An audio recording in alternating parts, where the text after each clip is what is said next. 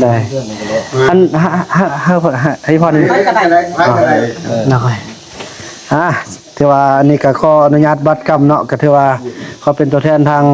พี่ทางน้องทางซ่องกำซ่องไฟเขาเจ้าเนาะมาขอขึ้นทะเบียนนำก็จะตั้งบ้านได้บ่ทึกบ่ตองได้บ่งามก็ขอให้ทางก็จะตั้งทางผู้ใหญ่ผู้สูงเป็นผู้เบิ่งผู้แย่งผู้บอกลังสั่งสอนได้เนาะนี่เป็นเงินค่าดองเด้อเก่าคำเก่าคูณถึกอยู่จำนี่เด้อเพิ่นมอบให้แล้วค่าดองได้นี่เด้อไปนะก็น้องก็เอาไปปั้นให้แม่ให้พ่อเด้อแพงกันถึกอยู่9,000 กีบ1,900 กีบบอก99,000 กีบนะคนอื่นนี่เขาเฮียนทางในบ้านนี่นับถือแล้วก็เฮียนทางในการของบ้านนี่นับถือแล้วก็นับถือฮักแท้งมันยังไอ้น้องต้องไปแล้วเนาะคือว่าตรงของเฮามื้อนี้ก็คือว่าเป็นมื้อสันวันดีมื้อที่และวันงามจึงว่าได้มาผมหน้าผมตาผมหน้าคบตากันเพื่อจดทะเบียนเถอะว่าจดประวัติให้ผู้บ่าวสาวคือข่าวเฟืองและนางนี้นี่เนาะ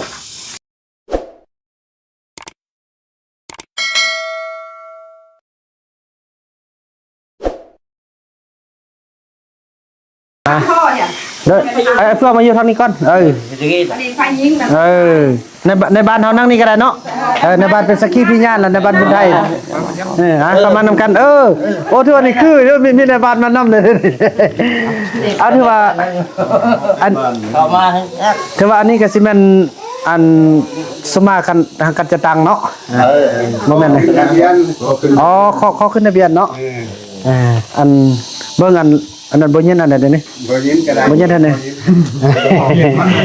ได้อันให้พอนี่น่าค่อยถือว่านี่ก็ขออนุญาตบัตรกรรมเนาะก็ถือว่าเขาเป็นตัวแทนทางพี่ทางน้องทางซ่องกำซ่องไฟเขาเจ้าเนาะมาขอขึ้นทะเบียนนำก็จะตั้งบ้านได้บ่ทึกบ่ตองได้บ่งามก็ขอให้ทางก็จะตั้งทางผู้ใหญ่ผู้สูงเป็นผู้เบิ่งผู้แย่งผู้บอกลังสั่งสอนได้เนาะได้ละมันอยู่อันกันเฮา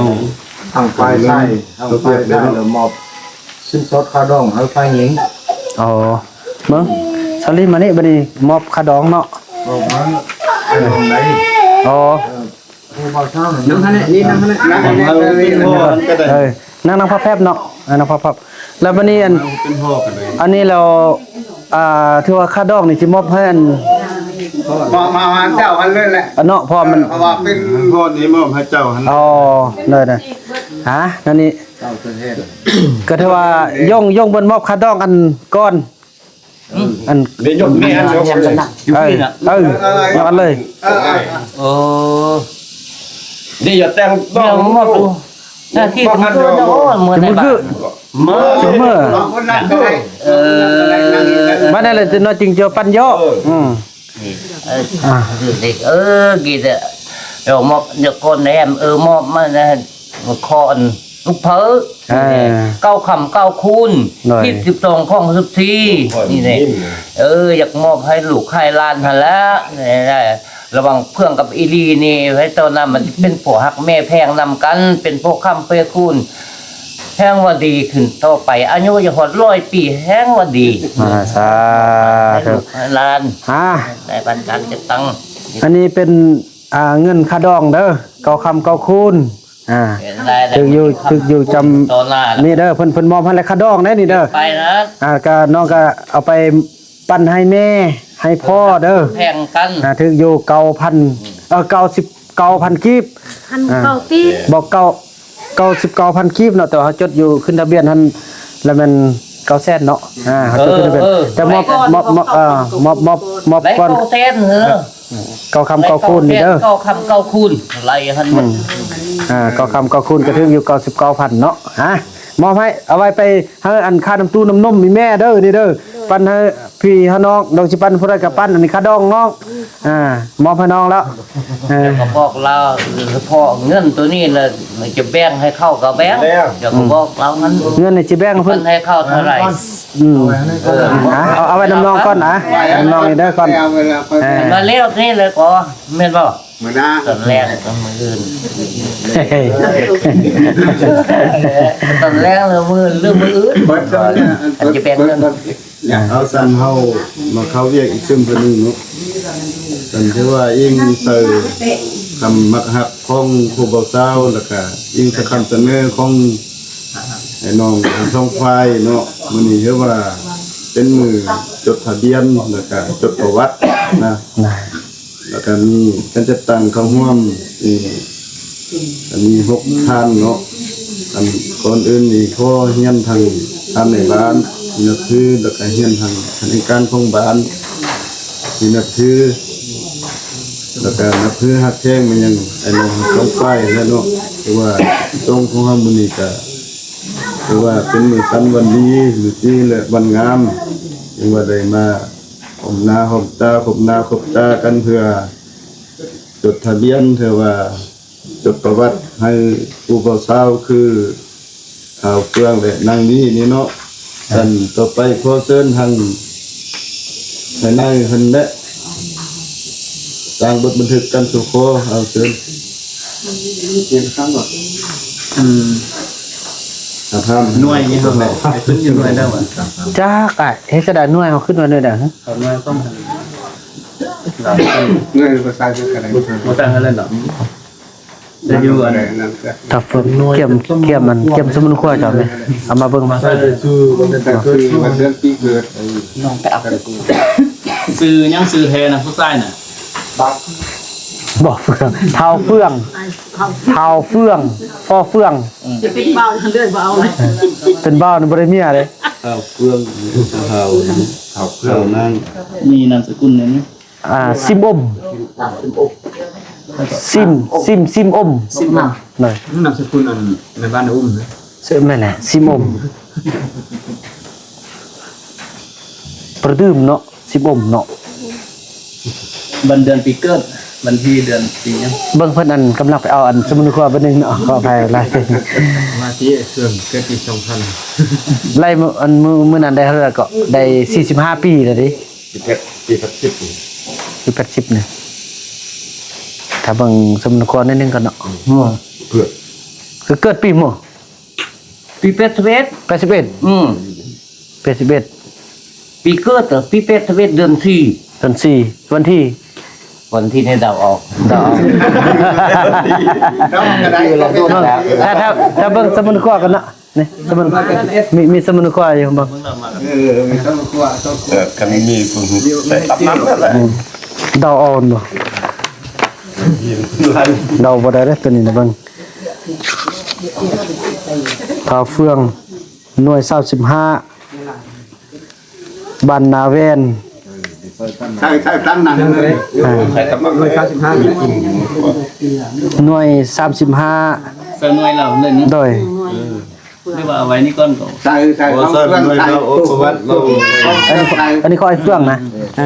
อันหน่วย35บ้านนาแวนเมืองเพียงแขวงสยามบุรีมันนี่เกิดวันที่4เดือน2ที่ซีเนาะ ปี1980 ก็เฮ็ดตามนี้แหละให้ตามนี้แหละ นั่นแหละ เลยแหละ วันที่4เดือน2ปี1980หน่อยนั่นแหละ ส่วนเผาก มุคืออยู่ที่ ศาสนา 46เนาะศาสนาพี่โอ้เท่าแล้วเด้คน50ก็เท่าเติบแล้วเด้เนาะ นางลี นางลีนำสว่าง อายุนี่ประมาณมองใส่32บ่พี่กายใส่31แล้วประมาณจำได้เนาะประมาณ ตั้งนั้น เนาะ ไป 32อายุ32 32เกิดปีนี่ว่า เธอได้จะได้ เบิ่งลองลบเบิ่งดู 91บ่91บ่91 92 94นี่ ก็สิเนี่ย ได้ โต5ต่อ16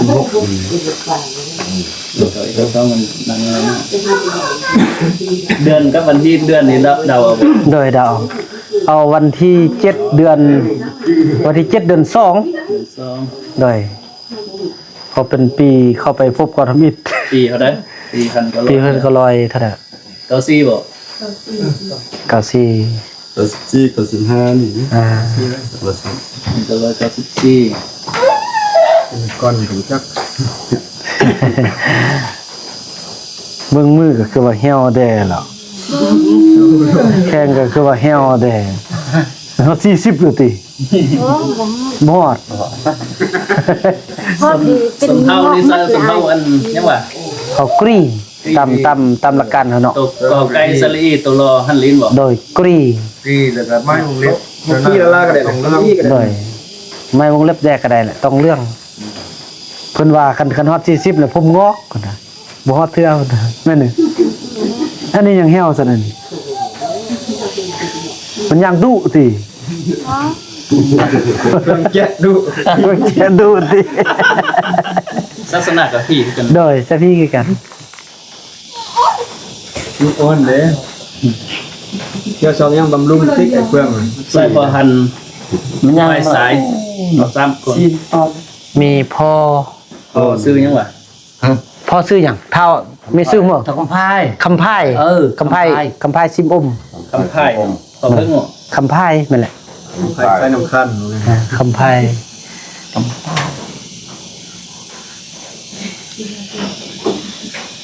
คำไพ่ซิมอม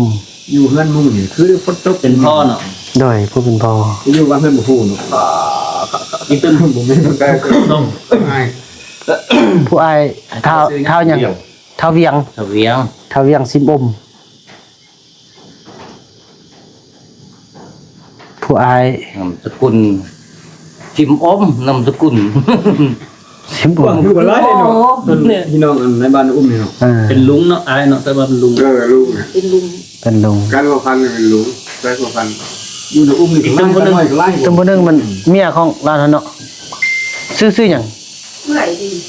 บัดนั้น เหนื่อย เคยก็ได้ ดังเงิน นางฮักนามสกุลเด้ อันสมอง ตะมองนามสกุลตะมอง นั่นก็ ตะมอง ตะมอง ตามองนามสกุล ตัวเองนี่เด้อสิเขียนยาก ถ้าฟังเลย เป็นเอื้อยบ่นี่นะ อันนี้เป็น เป็นป่า ป้า เป็นป่า คือป้าก็ได้ป้าก็ได้ มันนี่เอาเมียนุ่มเลยแต่ละเทื่อเอาแต่เมียเฒ่า ฝ่ายหญิงท่านบุญนำนี่เนาะ โดยใส่นามสกุลละลุ่มพอเลยเนาะแพงตระกุลถ้ามันใส่อันนั้นให้มันสลอกอีกเขียนยาก สลอก พร้อมม่วน โอ้เขียนได้ ใส่ แล้ว ใส่ว่าสดานใส่ว่า ชื่อว่า เป็นพันกับใส่พ่อนี่ เฉพาะเอาเนาะ พ่อเป็นผู้ควบคุมอยู่นี่ แต่พอมัน อีตึ้มส้มค่ะ เอาอีพ่อใส่ได้บ่ เอาเข้าจูเลย เอาในบ้านนี้เอาทาบุญไทย พระบุญไทยเนาะ ทาบุญไทยจักปีแล้วเฮ้ยพ่อน่ะ3 ปีได้3 ปีแล้ว ทำยังไงนี่นะ ก็จะมอบผมแล้ว ไม่ใช่ใส่ใส่ยังใส่ยัง น้ำตะกุนเนี่ยมาใส่กันได้ บ่เอาเป็นไอเคยบ่ฮึพ่อเป็นไอเคยบ่ ไอ้เคยก็เป็นลุงนี่เนาะ ลุงนั่นแหละ ลุงใส่ลุงรถ สลุงอายุ3 ปีเขาจะใส่เท่าใดเอาประมาณ35ซะเนาะเอานู่นก็ได้เนาะนู่นเอานู่น สระโอเนี่ยสระโอ นูนนอนูนน้องนกใส่กันบ่ใส่กันได้ติได้ครบละ ทำคนน่ะ หน่อยนูนละเป็นน้อง น้องสดายใส่อัน เดิน เนาะ เด้ซะน้องเอา แล้วน้องเด้อคนไทยยอมเกิน3 ปี ฝ่ายสายห้างสินสอดกระดองเป็นเงินจักกิบ ใส่ 999 ได้999 999,000เนาะ ได้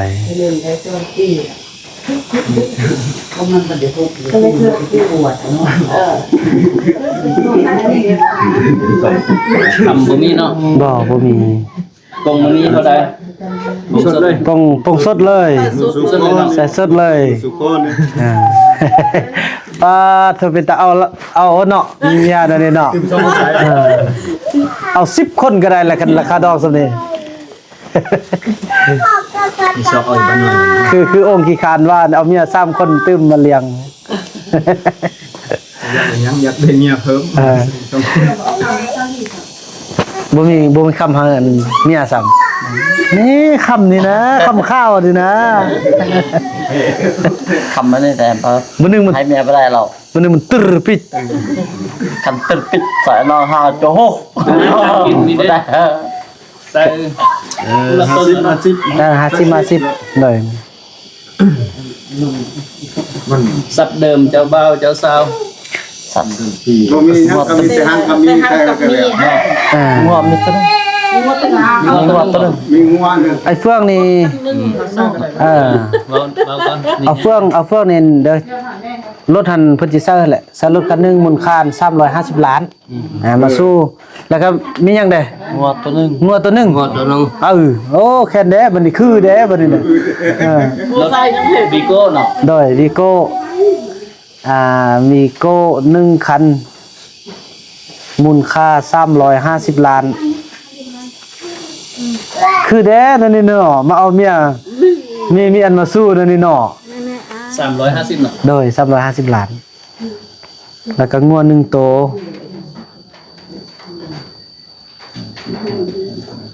ซาลี่แล้วมีแต่สิเลี้ยงข้าวพัวตลอดไปเนาะอันมาสู้ หน้าทุ่งน้อยหั่นฮะเพราะว่าจบ มีแต่นาทงน้อยนี่เนาะฮู้บ่นาทงน้อยแม่นหยังโม่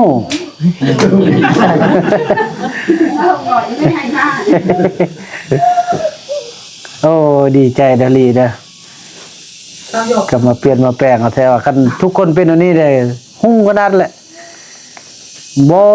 อันตั้งแต่เฮ็ดหนึ่งมึง ซาลีนี่มีแต่หังกับมีเนาะ โดย อยากเข้าป่าเข้าเมืองยัง แม่นแหละบ่ไปจักเทื่อเลย เป็นเรื่องมันร้อนปาก ไปกับเมื่อยยังไม่ตา น่าเกียร์ลูกไปพุ่นเด้อนี่ป่า ซาลี่นี่อันมาสู้เจ้ามีแต่ห้างกับมีได้ที่ว่า นัดไม้วันเวลาแต่งดองนี่ว่าแต่เลยเนาะ ใช่จนก่อน อนุญาตครับ เฮายังสิได้เล่นบัดเล่นใบยังเต็มเนาะเนี่ยให้มันสำเร็จ เขาก็งูแล้วเขาไปห้องข้างเขาก็งู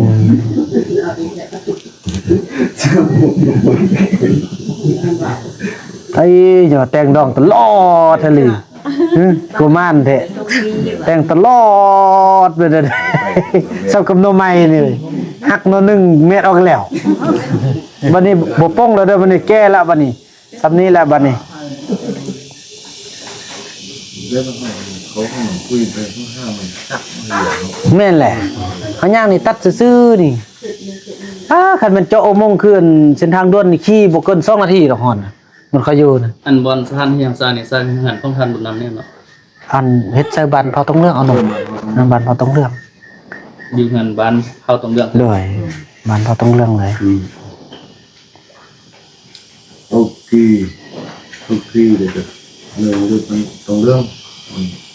ที่ทำนั่นเขาเห็นพนักงานเขาเห็นทั้งนั้น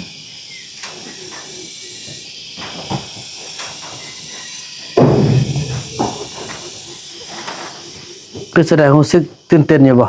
ธรรมดาติธรรมดาของอยู่นำกันดนแล้วเนาะกันคือแต่กี้เนี่ยเขาบ่เฮาอันบ่เฮาอยู่นำกันน่ะสุคนสู่บัดมาน่ะเนาะมาจึงพบกันได้ตื่นเต้นได้โอ้นั่นน่ะ อ่านเลยนำนี่เนาะ โดย ท่านเลยเนาะ เอาเนาะต่อไปข้าพเจ้าจะอ่านบทบันทึกการสู้ข้อบาวสาวทั้งปังเนาะคนอื่นก็ขอแสดงความรับรู้มายังบรรดาท่านผู้ปกครองบ้านกับเรื่องการของบ้านทุกภาคส่วนอำเภอหักแพงมายังบรรดาญาติพี่น้องต้องแก้ลูกตาต้องกับต้องฟ้าแล้วครูบาวสาวเนาะสาธารณรัฐประชาธิปไตยประชาชนลาวสันติภาพเอกราชประชาธิปไตยแท่งสัญญาบุรีเมืองเพียงบ้านพลทอง บทบันทึกการสู้ข้อบ่าวสาวที่นั่นหนึ่ง เนี่ย อิงตามกฎหมายว่าโดยครอบครัวฉบับเลขที่5ครับสพสลงวันที่26กรกฎาคมปี2008ที่นั่น2อิงตามความฮักมักของผู้บ่าวสาวในวันที่27เดือน6ปี2026อยู่หันนี่มันสายของเอากีเนาะหรือว่าเอาตรงเหลืองบ้านพลทองเมืองเพียงแพ่งสัญญาบุรีได้มีการสู้ข้อบ่าวสาวเพื่อเอากันเป็นพวกเมียตามฮิตของประเพณีระหว่างเท้าเฟืองซิมอมเกิดเมื่อวันที่4เดือน2ปี1980อาชีพประชาชนสันลาวสันลาวสนเผากึมมุศาสนาผีและนางลีนำสว่างเกิดเมื่อวันที่7เดือน2ปี1994อาชีพประชาชนสันลาวสันลาวสนเผากี้หรือว่าเผาตรงเหลืองเนาะศาสนาผีใส่หันจะบ้าพังไว้ใจนี่ก็มี1ทานคำพายซิมอมเป็นพ่อเนาะ2ทานเวียงซิมอมเป็นลุง3ทานนางฮักสมองเป็นเอื้อยเนาะฝ่ายหญิงมี1ทานบุญนำแทงตระกูลใส่หันเจ้าสร้างนี่เป็นพ่อ2ทานบุญไทยเป็นลุง3ทานนูนนี่เป็นน้องทานการปรึกษาหารือของ2ฝ่ายได้ตกลงเป็นเอกภาพกันดังนี้1ฝ่ายสายได้สินสอดกระดองเป็นเงิน999,000 กีบ2ปงสดมือสู้คอหรือมือแต่งดองเป็นเงิน999,000 กีบ4เครื่องบนอยู่บนนอนนี่ธรรมดาเนาะ5อาหารการกินมือแต่งดองนี่50คนละครึ่ง6ทรัพย์เดิมของเจ้าบ่าวมีรถวิโก้1คันมูลค่า350 ล้านกีบแล้วก็งัว1โต7ทรัพย์เดิมของเจ้าสาวมีแต่หางกับมีเพื่อเฮ็ดให้การสู้ก็เฮ็ดตกลงกันข้างเทิงได้รับการจัดตั้งปฏิบัติทาง2ฝ่ายมีข้อผูกพันกันดังนี้ถ้ามีฝ่ายใดฝ่ายหนึ่งหากบ่ปฏิบัติตามบทบันทึกที่ได้ตกลงกันนี้แม่นต้องรับผิดชอบต่อกฎหมายว่าโดยครอบครัวเกี่ยวกับการทดแทนความเสียหายเนื่องจากการบ่ปฏิบัติตามการมั่นหมายและการสู้คอนบทบันทึกฉบับนี้ก็ได้อ่าน2หน้าทั้ง2ฝ่ายและเห็นว่าต้องครบถ้วนตามการปรึกษาหารือตกลงกันแล้วเนาะฉะนั้นจึงได้พร้อมกันลงและเซ็นไว้เป็นหลักฐานบทบันทึกข้างจำสัปดาห์นี้กับเมื่อตอนนี้เนาะมียังบ่ทันละเอียดหรือว่าบ่ทันพอก็สามารถเสนอเพิ่มเติมได้เนาะเอายังตัวได้บ้านคือได้ตีบันทึกได้ โดยก็ถือว่าเห็นดีเป็นเอกภาพแล้วเนาะแล้วทางอันนั้นเด้ทางนี้คือกันแล้วเนาะมีแต่บ่มีหยังติมียังแล้วก็ ซอรี่บ่มีหยังติ เอาเซ็นเจ้าบ่าวหุ้ย1เจ้าสาวหุ้ย2 ไอ้เฟื่องเฮ็ดซะเด้อเบิ่งเอาจับแขนเขาเด้อ ไอ้สันตัน จับแขนเขาเด้อเขียนให้จับนี่เด้อถือว่ามันเจ้าเขียนเด้อบนค่อยเขียนเด้อ เขียนซื้อแล้ว ถ้าเฟื่องเอามาใส่ชิมอมเด้อบ่ได้แล้วแหละเอานางลีจำนี้โอ้โธ่ ง่ายค่ะ จะบ่าวจะสาว แล้วก็เอาไปเซ็นอันพยานทางเจ้าบ่าวน างลีพยานบัดนี้ คือคณะฝ่ายสายก่อนเด้อ ใช่ ฝ่ายชายก็ฝ่ายชายที่เพื่อนเลย เอาเบิ่งสว่าเขาเขียนเพื่อน เพื่อนก็ทะยื้อ ตรียี่สักขออนุญาตเนาะเพิ่นมอบให้เขียนนะท้าวคำไพ่ท้าวคำไพ่ก่อนเนาะท้าวคำ เส้นลูกก็เส้น ไม่ก็เขียนใช่เด้ใช่เนี่ย ใช่ผมไปเบลีย ทำใบเบี้ยโอ้เบี้ยเกี่ยวเขียนเลย ขนมจำปู คำไพ่ไงปู เพิ่นยัดบ่งามว่าซั่น นี่แบบ ตัวคุณรูปเส้นเลยเนาะเนี่ยสันนี่เลยก็บ่ต่อเลยท้าวคำเลยบ่งามคือละว่า เลย ยันหวังเอ็ม ทราบว่าปีเลยไปจับตุ่มจับซอ โอ้ซาไปปีบ่ได้จับบิ๊กจับซอ หน่อยปู บะนี่มันกี่ตัวกี้เลย โอ้โหได้บุญเข้ามา เวียงป้าตัวคือภาษาอัน เออ นั่นเลย เทศเท่า เนาะอัน เวียง น้องอันน้องหมดเอื้อย หัก อ่ะนางฮักอ่ะ เขียนไม่เขียนเลื่อนนะเขียนตังค์ เมียและเขียนพ่อและเขียนน่ะตัวแม่นแต่บรรดาอันหนังสืออันกัมพูเชียเลยนะ ปื้ย ปึ้งอันนี้ไฟซ้ายไฟยิงอ๋อ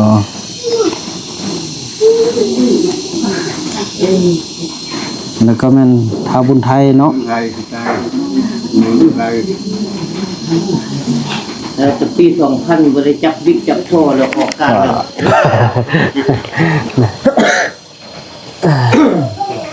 มือตะแคงโอ้ดุนละบึ้ง ซาลี่เอาน้ำไปให้อายเพิ่นกินได้แม่นี่เอาน้ำมาเอาน้ำมาอายกัน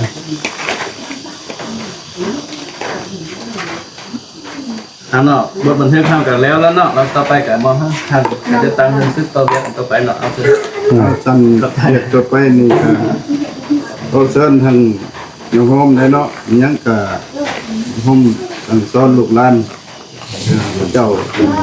ฟอง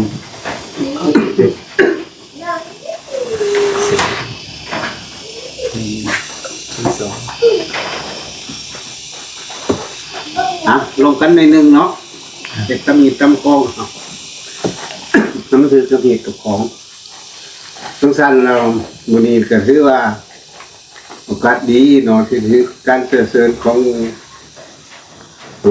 หลวงปู่ล้านทั้งสงครามสงไฟเสริญการจัดต่างเข้ามาห่วงเหตุ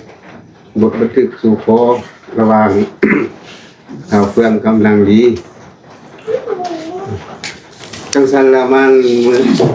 นั่นแหละก็ก่อนอื่นก็เงียนทางการในบ้านผมโดยคณะจะเป็นทางน้องด้านสงครามสงไฟแล้วก็ฮักเพลงทางกูพวกเมียมาเนาะคือนางดีกับข้าวเฟื่องหันจังสันละลุงจีวาวนำพวกลูกคืนเดี๋ยวนี้ ฟังเด้อฟัง ท่านมาเนาะก็ไม่ได้มาอยู่นำกันเลยก็มาโฮมสุขโฮมดิบนำกันก็ยังบ่ทันได้เป็นลูกเป็นเมียกันเถื่อเดี๋ยวคือว่ามื้อนี้เดี๋ยวจึงได้มีการมาสู่ขอกันเนาะมีอายมีน้องมีพ่อมีแม่มาสู่ขอกันเพื่อว่าเอากันเป็นคู่ผัวตัวเมียแต่ว่าคันว่าได้ฮักได้แพงได้สู้ได้ขอกันแล้วก็จังว่าลำลูกเพื่อนหันเนาะโอ้ถึงได้คันได้มาอยู่สังสีแล้วได้มาสู่ข้อนำนางดีแล้วแล้วก็หากเป็นพวกแก้วเนี่ยพี่พวกเขามีควรกันมหาป้าหาหิมกันแหละเอากันกันหามันเอากันแท้หากันหาตัวคันนี้หาลูกเพื่อนคันนี้เป็นเขาเจ้าก็บ่เคยเนาะบ่เคยเฮ็ดเคยสร้างเคยเฮ็ดอยู่เฮ็ดกินเพราะว่าได้มาสร้างครอบสร้างครัวนางดีแล้วก็จะได้เป็นหัวจักรักแรงเลยจะได้เบิ่งได้แยงเขาก็จะได้พาเขาเฮ็ดเขาสร้างหาเขาเฮ็ดอยู่เฮ็ดกินเลยเขาก็บ่เคยจะเฮือเลยเพราะว่าคนเลยกะคนต่างคนเผ่ากันเนาะคนเขาเคยอยู่ป่าอยู่ดงอยู่นั่นเพื่อนก็ได้หันเขามาอยู่บ้านอยู่เมืองแล้วก็เลยมาเอาขึ้นลูกขึ้นเมียแล้วก็เขาเจ้าบ่เคยก็สิได้พาเขาเฮ็ดเขาสร้างหากเขาเบิ่งเขาแยงได้เบิ่งได้แยงเขาบ่ให้หิมหาปะการกินการอยู่ก็จะได้เฮ็ดก็จะได้เฮานี่จะได้แต่งอยู่พวกกินก็จะได้เอฟได้ฝึกเข้าไปอย่างนี้เพราะว่าสิเว้าหลายก็สิบ่เคยหรือสิเว้าหลายก็บ่เคยเฮ็ดสิได้เฮ็ดให้เขากินนั่นแหละมันก็บ่ว่าอะไรเนาะแล้วก็หาฮักหาแพงเอากันบ่ฮักเป็นพวกปะมีห่างกันให้อยู่นำกันจนเฒ่าตัวนั่นแหละจนอยู่นำบุญนำนี้ไปจนถ้ามันเจริญรุ่งเรืองถ้ามันเพิ่นได้พัฒนาไปนั่นแล้วก็มันได้อยู่นำกันเป็นหัวเป็นเมียกันอยู่ดีหากันสร้างกันซาอยู่นี้บนดินปลูกสร้างบนดินเฮ็ดกินบ่เป็นนั่นก็ทางบ้านก็ทางเมืองทางหยังเฮิมกันได้แบ่งได้ปันกันแล้วบ่ได้สิได้อยู่ได้กินกันถ้ากันเฮ็ดกันทำไปบนนาที่ว่าได้แบ่งได้ปันกันทุ ตัวอะไรจะเป็นเจ้าเป็นการเป็นผู้เบิ่งผู้แยงเป็นผู้หาเขาเฮ็ดเขาสร้างก็บ่ว่าแต่ลูกแต่เมียพึ่งเบิดพึ่งครอบพึ่งครัวพึ่งชนเฮาพระเจ้านี่แหละผู้เด้อมาก็จะได้เว้าเลยว่าน้ำเลยจิบ่ได้ยินได้ปากเขาก็ผู้เด้อมาเบิ่งมาแยงมาใส่ก็จะได้เว้าได้ว่าจะได้เบิ่งได้แยงกันเข้าในเมิดคนนี่จุดนักก็บ่อยากให้เป็นคือเก่าคืออันเซาลีเอาปูก้อนไปหันเอากันไปแล้วเป็นมะลำมาลอยนั้นแนวนี้มีอารวาสทิเทียงกันจนว่ามีกันเจ็บกันปวดนี่ก็บ่อยากให้มีวันเกิดมาตื่นเนี่ยมันนั่นนักก็จะเว้านำนั่นนี่นางลีเด้ได้ลูกได้เมียได้ผัวแล้วน่ะก็ให้อยู่นำลูกนำผัวเด้ออย่าฮอนอย่าไปบ่ได้ผัวหาไปซะก็ไปผัวหาเฮ็ดก็ยังก็เฮ็ด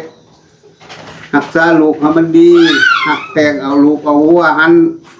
คอยคอยเฮียนไปกันเฮ็ดอยู่เฮ็ดกินให้ลูกผัวเป็นผู้บอกผู้สอนเด้ออย่าปะอย่าหิมกันเลยมื้อนึงว่าแนวนั้นแนวนี้ที่เครียดอันนั้นอันนี้เครียดไปเครียดมาที่นี่เครียดให้ลูกเอาหัวนี้พายป่าหัวไปบ่ได้ไหลได้เอาแล้วก็ต้องได้ฮักได้แพงกันได้อยู่นำกันเด้อ แม่นบ่ เว พ่อ ลาเอากันแล้วทีจีปะเฮ็ดกรรมผิดตามคองเลยที่เฮ็ดบทบันทึกสู่คอหังยะตีแล้วกะสิมีนะซ้ำนั้นแน่ลมนำหลายคนกะทางบ้านทางยังมีกะลมนำเขาเจ้ามียังกะบางลังสั่งสอนกับเจ้าเขามันกินนมนะ เอาเจ้ามีคำคิดคำเห็นหน่อยนึงเนาะต่อเอาเฟืองนั่นเนาะอันถือว่าเอากับคนละชนเผ่ากันเนาะหรือว่าเอากันเป็นหัวเป็นเมียเอาได้แต่งได้อยู่นำกันได้บ่เป็นหยังแต่ว่าจริงที่ควรเฮาระมัดระวังนี่นึงนี่เอาไปแล้วการบอกกันว่ากันด่ากันดังนี่การตบกันตีกันนี่มันขอห้ามเด็ดขาดมันคิดต่อกฎระเบียบของครอบครัวแล้วก็คิดต่อกฎหมายแต่ว่ามีหยังก็ต้องได้อดไหลเพราะว่าเขาเป็นชนเผ่าหนึ่งที่เคยอยู่สร้างชีวิตอยู่นำป่านำดงเนาะเขาก็บ่ฮู้บ่เคยเขาก็บ่เรื่องวัฒนธรรมเขาก็บ่ฮู้ว่าซะแล้วเฮานี่เป็นคนลาวเฮาก็ฮู้แล้วเฮาก็บ่ได้ฮือซาเขาแหละแต่ว่าเขาสิเฮ็ดหยังสิ่งที่มันแตะตองเฮาก็ห้ามสิ่งที่มันบ่แตะตองนี่ก็ไปตามภาษาเขาตามเจอเขาว่าซะบ่หันคัดเจอเขาว่าเขาเคยเฮ็ดจะได้มันเขาก็สิอยู่ไปฉะนั้นกินฉะนั้นสร้างไปฉะนั้นแล้วเฮาก็ต้องระมัดระวังในการตบกันตีนี่ห้ามเด็ดขาดบ่ให้มีตบบ่ให้มีตีแล้วก็อยู่นำพอบุญนำเนาะพอบุญนำบ่หยังเฮาก็ต้องได้ฟังได้เชื่อฟังผมเราเพราะว่าเราเป็นหูนำหน้าหาหางอยู่นี่เราเป็นหูเบิ่งหูแยงเราเป็นผู้ตุ่มผู้ต้อมอยู่นี้เฮาก็ต้องได้ฟังแต่ว่าเครียดเนาะเครียดหาลูกหาเมียเฮาก็ต้องได้อดหรือว่าเฮาอดได้แล้วดีมาเฮ็ดคือพวกเก่าหันนั่นมันเป็นตัวอย่างออกไปแล้วมันยุ่งยากมีคนสะพอนฮอดบ้านฮอดเมืองฮอดเจ้าฮอดนายไปนี่เฮ็ดต่อระเบียบกฎหมายก็เดี๋ยวเขาคุกเขาตารางไปเฮ็ดตัวนี้ไอ้อดไอ้คนไหนแล้วมื้อนี้การมักกันฮักของเขาเจ้าหันก็บ่มีผู้บังคับว่าซะเขาเจ้านี่ฮักมักกันเองแล้วก็เอากันเองบ่มีให้บังคับบ่มีให้จะว่าตัวยัวให้เอาเนาะเพราะว่ามักฮักกันแล้วก็เอากันไปก็ดีมีแต่ว่ารักษาความสงบบ่ให้มีปัญหานำครอบครัวแล้วก็บ่มันแตะต้องฮอดบ้านฮอดเมืองฮอดระเบียบกฎหมาย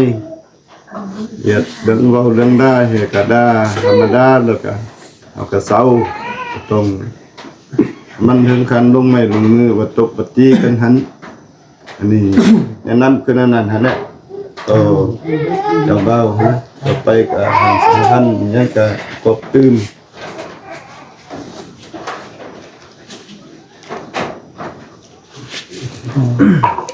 ฝนคือสิตก เอาอันนี้ก็ที่เรานำลูกของร้านได้หนึ่งเนาะ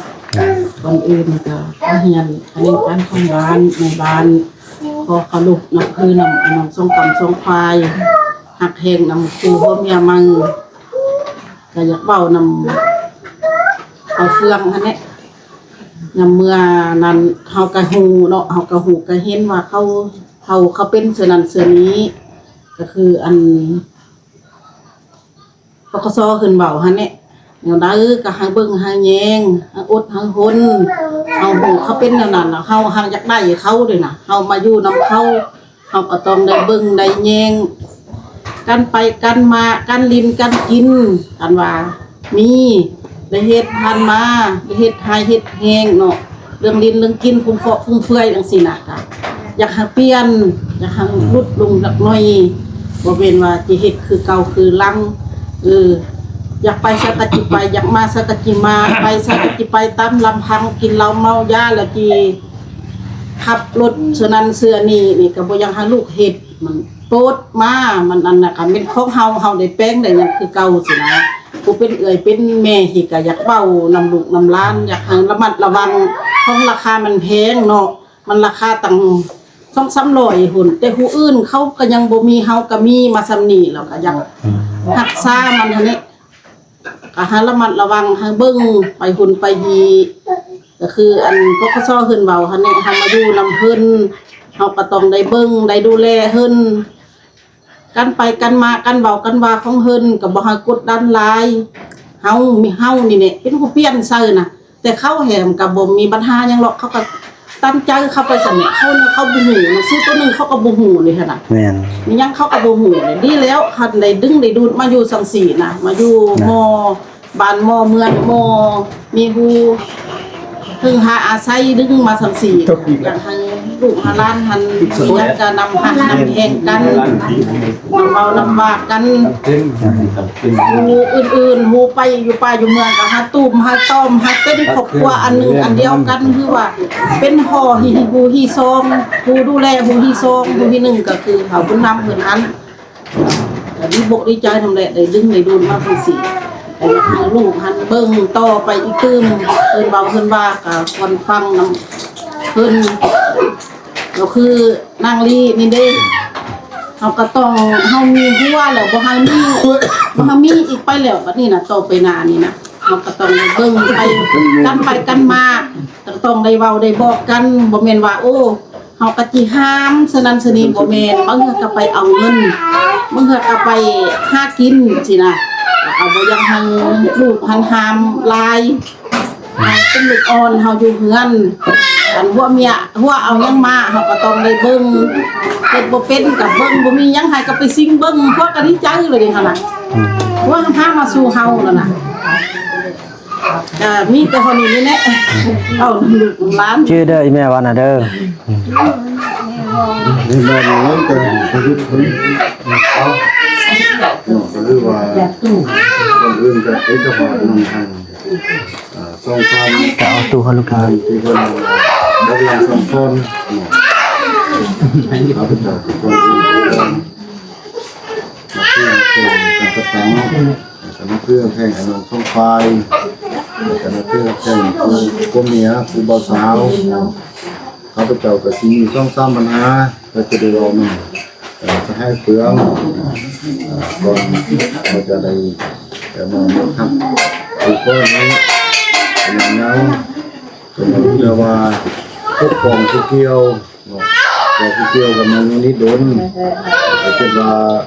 ทำรถจะทำอะไรนี้อันนี้ครับจะจะปรึกษาหารือเป็นทางถึง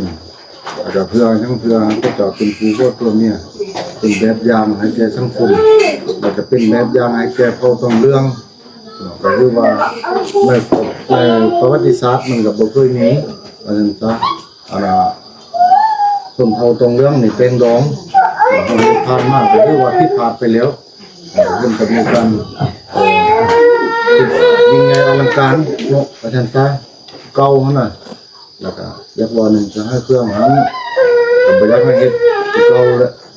นั่นเด้อเฮาก็ได้เบิ่งแย่งกันนั่นเด้อเฮาก็ได้สู้ซนนำกันปรึกษาหารือนำบุญนำ เนี่ยได้สิหามันถึกต้องตามเหตุของประเพณีของบ้านเมืองเฮาก็ได้ปรึกษานำห้องใจเมืองข้าพเจ้าก็ได้ปรึกษานำคณะห้องว่าการก็จึงได้ตกลงได้มาเฮ็ดให้เฮาน้องให้น้องหันมันยังก็อยากให้เอาใจใส่เบิ่งแย่งดูแลสุนเผาเฮานี้ถึงว่าหมดทุกคนนี่ก็อยากให้น้องนั่นแหละตุ่มตอมถ้าเป็นครอบครัวอันเดียวกันบ่ให้คิดว่าโอ้มาอยู่นำเฮาต้องเรื่องแล้วสิเฮ็ดคือเขาต้องเรื่องไปมาอันนี้เขาเจ้าอยากให้ดึงดูดเอาชนเผ่าอื่นเพื่อยังเพื่อมาอันน่ะรักษากลุ่มตอมชนเผ่าอันนี้มีในการนำพาการก่อสร้างในการสร้างสร้างพัฒนาบ่เป็นหยังก็อยากให้น้องให้นุ่งนั้นนำพาเขาเจ้าเฮ็ดผู้ใดเฮ็ดเป็นแนวใดส่งเสริมเขาพยายามช่วยเหลือชีวิตอินทรีย์เขาเจ้าเนี่ยว่าจังซั่นต้องเฮิงๆก็เว้าจักเน้นนำก็ว่าแล้วช่วยเหลือชีวิตอินทรีย์เขาเจ้าเพื่อบ่อยากให้ไปบุกปะหาผู้เพิ่นอีต้นศาสตร์ดึงชุมเฮาวันนี้มาอยู่บ้านอยู่เฮือนเพิ่นก็จึงได้มอบดินมอบดอนก็จึงได้ทางเมืองพังแข้งก็จะได้มาเฮ็ดโคตกลุ่มออกให้ช่วยเหลือเฮาตัวนี้ก็มาตกสถิตบ้านเฮาก็จึงได้เว้าได้ว่ากันเฮาก็จึงได้ยินดีเป็นเอกภาพนำเพิ่นว่าเป็นการสร้างสรรค์พัฒนาตัวนี้มันเป็นคนลาวนำกันก็อยากให้จะให้เพื่อนนี่แหละเอาใจใส่ฮักแข้งหมดทุกคนบ่แม่นว่าสิฮักแต่เช้าลี่ฮักแต่ลูกเช้าลี่บ่หาเฮ็ดอันนั้นเป็นครอบครัวของเฮาแล้วก็ผู้อื่นก็เป็นครอบครัวของตนเองพยายามเบานำเขาเจ้าเบาดีนำผู้นี้มากเฮาเบาโอ้นั่นได้ก็ดีสิ่งงามแล้วก็นำผ้าเขาเจ้าเฮ็ดบ่มีหยังบ่เป็นหยังก็ปรึกษานำพอใหญ่หันคือบุญนำหันเนาะคันบ่เฮ็ดน้องปองใจอันใดบ่ได้มุกดีใจอันใด